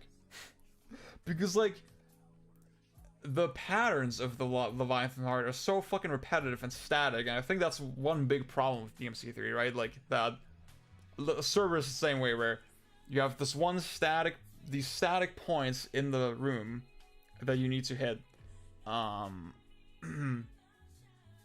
then they just cycle between different attacks, right? I think DMC bosses are at their best when, you know, they actually feel like this living, breathing entity in the room. And DMC3 is the one game in the series where you feel that the least. It's interesting that Itsuno, for example, he said, like, yeah, with Cerberus, I wanted you to shoot off the ice and then slash with your sword, right? So to teach you that. And it's like, literally, Phantom and DMC1 did the exact same thing, but way fucking better. And there was way more to that fight. Like, with the parrying and, like, jumping on the back and all that, right? The mirror fight as well, it's like another example. Let's teach you to use the guns with armor that respawns every 30 seconds. Yes, thank you. Yeah, dude, Kratos is still a better version than the real version. Yes, Kratos is so much more fucking sick. The mirror fight is exactly that as well, where you just have very static, defined points in the room, and you attack those over and over again. You never have to change how you approach it, right? Like, the Leviathan Heart, for example, it's like, it can get tense, it's punishing, but it's very fucking uninteresting the way you fight it, you know? It's not dynamic at all, and I think a lot of bosses are just like that. I think Garion, honestly, is like, among the bad bosses, that's one of the better ones, because, like, jumping on the card is kind of cool, and, like, whatever. Entire back half of DMC3 is high-key trash, like, it throws nothing at you except the worst enemies. Yeah, and, like, it's just weird how little people talk about this stuff, yeah? Nevin is a cool weapon, but Nevin is a trash boss. Like, Nevin, I think, is the first boss that you encounter that is really insanely bad, and that's really where my motivation to play the game tanks a lot. We'll just disappear for seconds at a time. Yeah, like, my sort of number one guideline with enemy design and boss design or whatever, you should always be able to attack the boss. You should always be able to attack the boss. Always. Like, Echidna in DMC4 has, like, those moments where she's, like, flying around. That's, like, I think that amount of not being available is, like, barely acceptable, but it's not great design, you know? Yeah, the fucking oh, like, it's just weird how much bad shit there is in DMC3, honestly. For, like, I just don't really understand how often it gets held up as, like, clearly the best game in the series, or, like, clearly one of the best action games. I honestly, that's why I don't want to be dismissive, right? But I genuinely, yeah, Bale, I was thinking of Bale as well. Like, I mean, he has this one jumping move, but, like, that's, like, it's actually, yeah, I mean, he does disappear for a little bit, and you have to fight the fucking, his tentacle things. But that also, to me, it doesn't feel as bad. Because you do get to fight something, and they do move around, like, in a way that's interesting. It's just, I really get this impression that people who say DMC3 is their favorite, and I really don't want this to sound the wrong way, right? But, like, I really do feel like there's a general sentiment, like, kind of normie action game fans, they say DMC3 for, like, the whole package, you know, because of the story and all that, and the aesthetic of it. And they're not, like, the types that really dive deep into action games, you know? I feel like Hammer Sphere doing the it would be more likely to give me... Honestly. Yeah, exactly, yeah.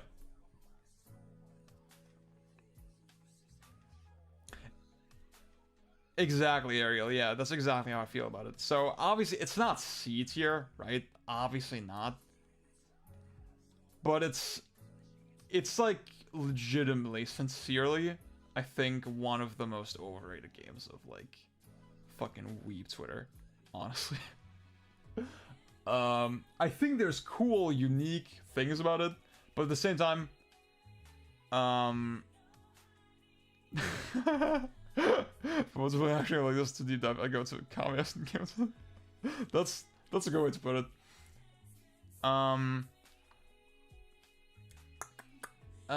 Like, there's some cool, unique things about it, but at the same time, like, it doesn't really have that much over DMC 5 or 4, you know, like, to make it stand out. Laser focus on quality if you're... Yeah, I get what you're saying. And, like, that's why with the style switcher, for example, right?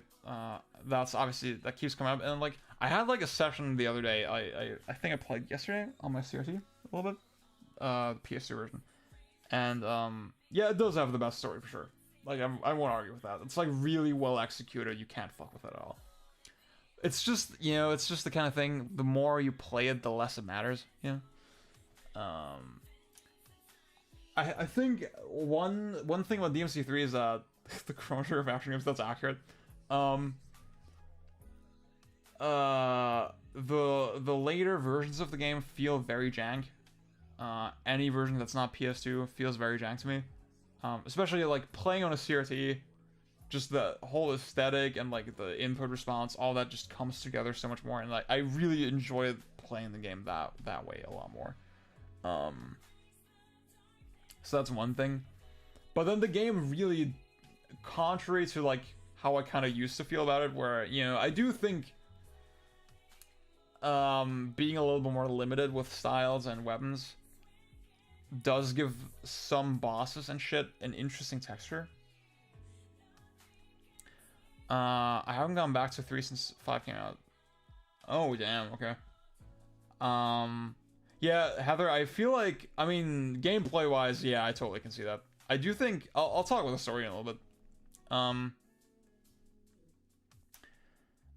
Like, in my session the other day, I was, like, thinking, dude, like, my Sword Master moves, for example, are so situational, that, like, it feels weird to sacrifice Trickster, for example, for that, right? I get more out of the mobility of Trickster than I do with Swordmaster. But at the same time, you can barely even use the game's sort of main feature, jump canceling, without Swordmaster, right? So what the fuck, right?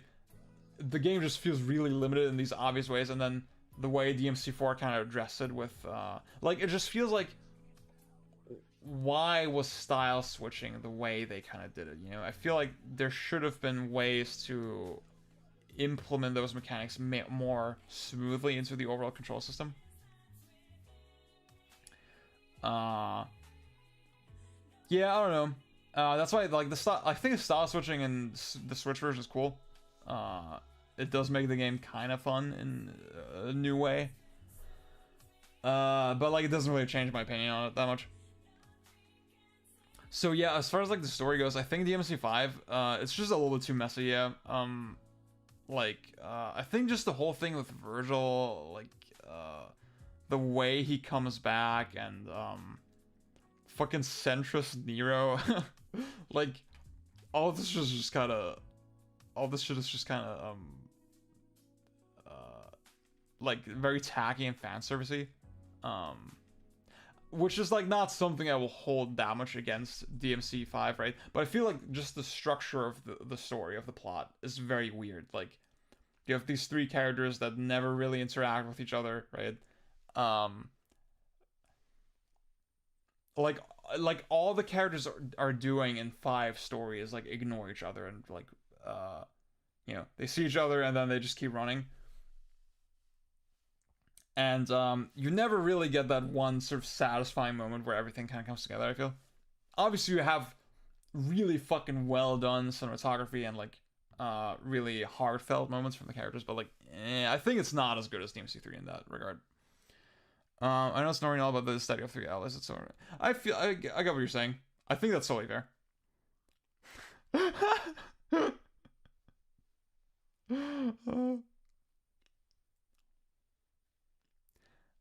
Um, yeah, I mean, yeah, I get it, but like, I feel like the answer should have been to like find a better middle ground, you know?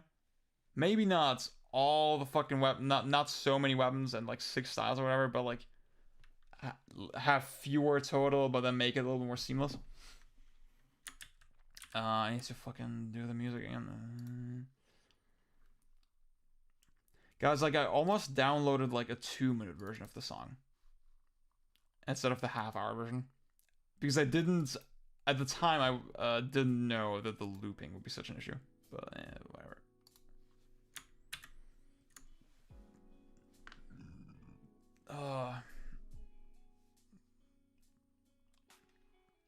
I do think V, like, his whole implementation was kind of interesting, but like at the same time, like, there's so much in DMC5 story-wise that feels a little bit underdeveloped.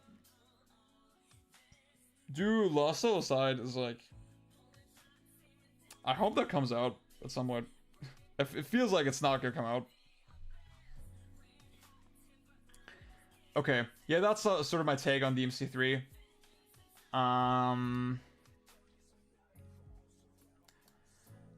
But where do I put it? I definitely put it below Asura's Wrath.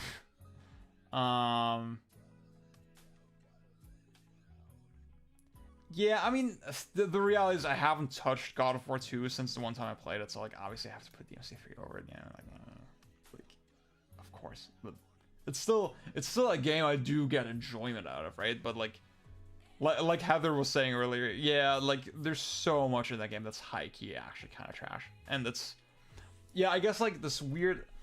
I get this impression that with, you know, the gaming community, we like to think in, we like to compare things so linearly, right? Like DMC3, people compare DMC1 to DMC3 and think, oh, it's like obviously so much smoother and so much more modern and like more fleshed out. Like clearly it's better, right? But like when you actually dig in, I think the game for what it is just way worse in just its design. So yeah. The Wukong game looks interesting, but like I don't know. I guess, yeah, I guess we gotta rank the final DMC game, and it's DMC4.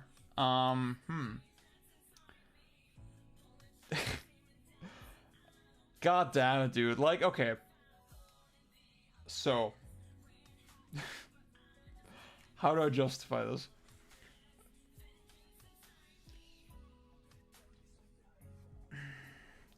So like, I think for me, at the time, like when we were all waiting for DMC5 and all that, right? It was sort of easy to convince myself, like, oh, there's so much obnoxious stuff in DMC4. There's so much obnoxious shit in DMC4, and Blood's clearly very rough, and it could be a lot better, but like, oops. I mean, y'all fucking know, whatever, right? Like, this is where I'm feeling it right now. So, DMC4.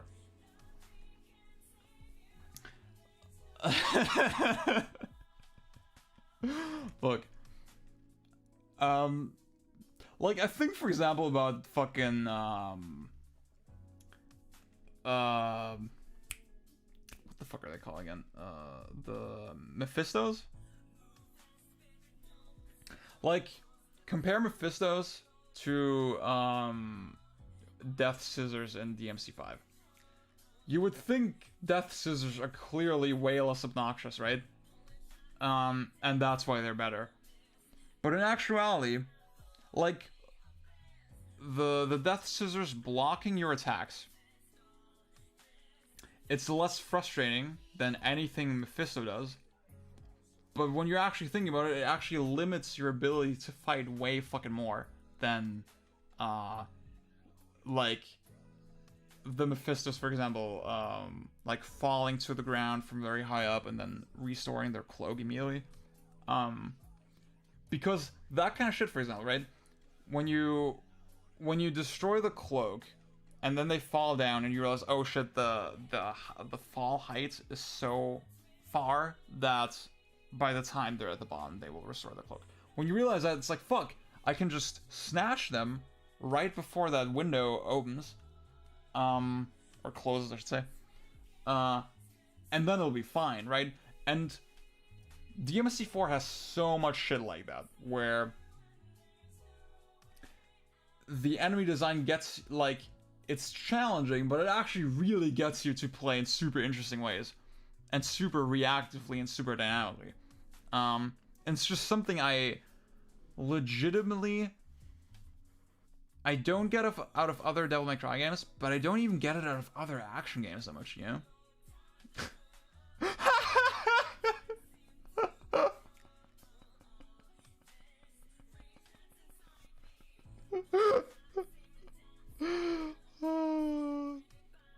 DMC4 would sound like they're just my abusive relationship. Fucking sushi.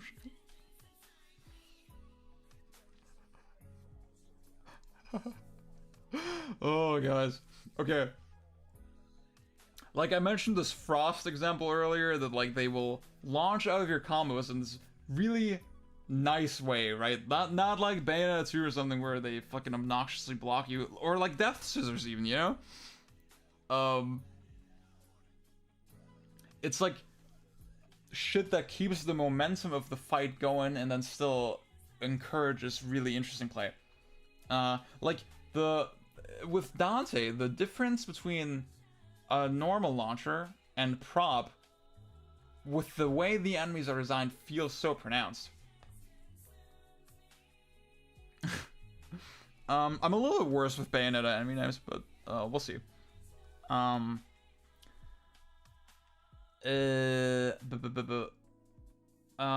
like I mentioned earlier, like in Bloody Palace, there's so many enemy setups that don't even appear in the campaign, and you realize just how fucking versatile the enemy design is. Like the way the fucking doggies can buff other enemies, and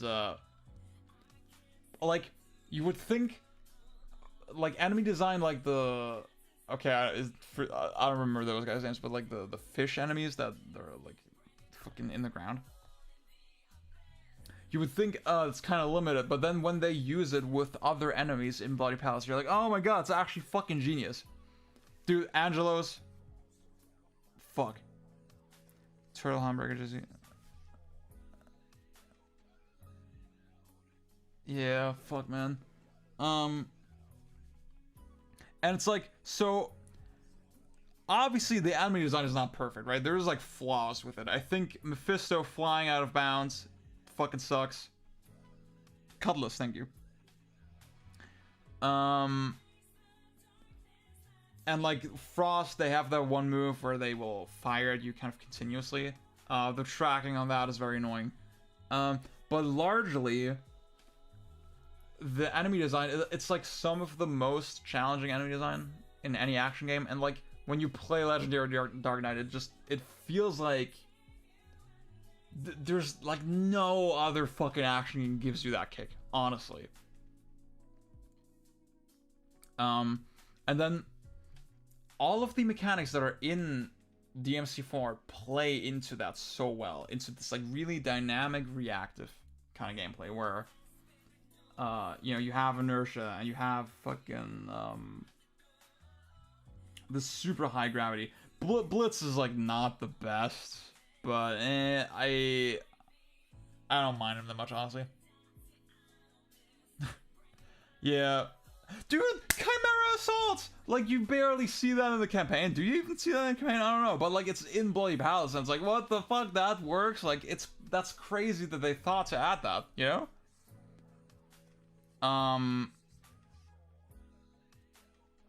Fuck, man.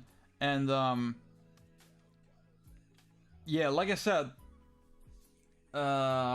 inertia and gravity, like having those two things and having just how fast-paced JCs are in this game, coupled with the super fucking like thoughtful enemy design where you really have to observe so many little things, right? it's just a perfect fucking match. And then there's so many little details, like when you're Devil Trigger and when you Buster, for example, a Scarecrow, they will bounce back up, and you can use that in so many interesting ways. And look, even with Nero, right? Nero is not the inertia meme character, but then like knowing which moves will send you a certain direction and like when to time certain things based on that is so fucking insanely satisfying. Nothing feels like that.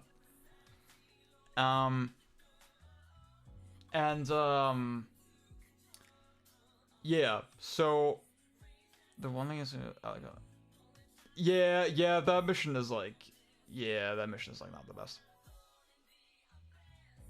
See, yeah, I'll say, you know, about like all the weird shit in DMC4, right? Like the fucking Beyblades and just not knowing where to go and some of the weird puzzles and blah blah blah, right? I get it. But to its credit, it stays in one single mode of play, right? It doesn't swap between sort of different fucking it doesn't swap between like different control schemes. It's like one seamless, like again compared to like DMC for example. It's not gimmicky platforming that like uses different mechanics, right? I like that you interact, like platforming with Nero with Snatch. It's actually kind of interesting, you know, like fucking the way you keep kind of flying after a Snatch. Is really cool.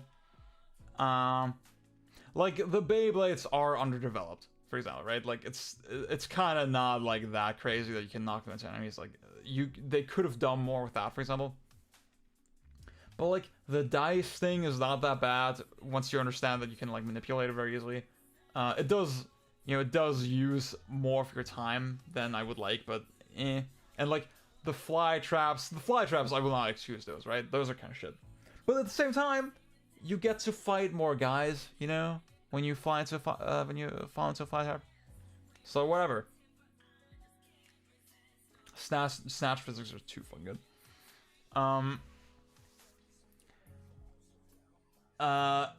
And like the bosses, like there's not a single boss except Sanctus.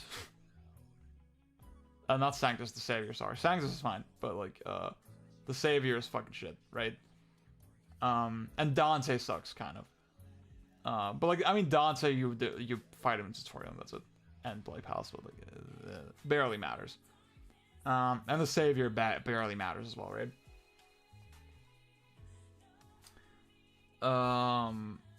Like Bale and Echidna are like not amazing, but they have really cool aspects to them. Savior out the window.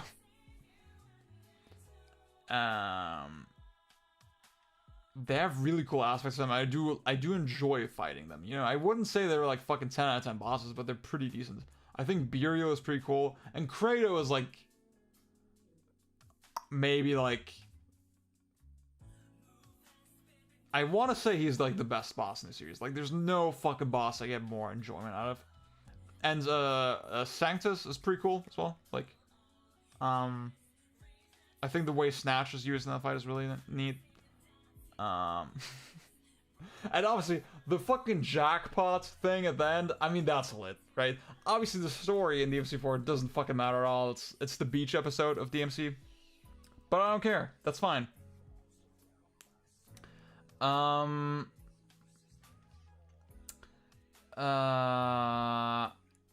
Dante, I definitely enjoy playing as Nero way more than Dante. But two things. Number one, I still think Dante is like kind of fun, you know? I don't like style switching still. I think it's still an awkward way to do all that shit.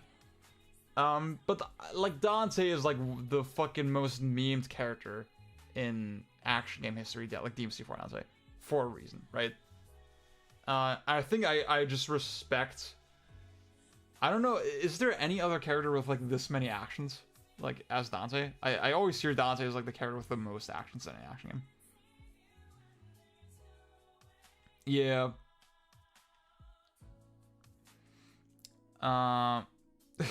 Yeah, Hollow Man, you need to listen to the VOD again tomorrow probably. Where I kind of justify my feelings on DMC5.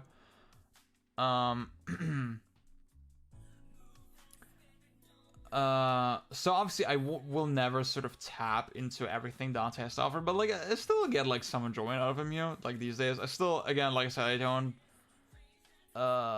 I find DMC Dante probably more fun to play. I get endless fucking enjoyment out of that, honestly, because they're fucking well crafted.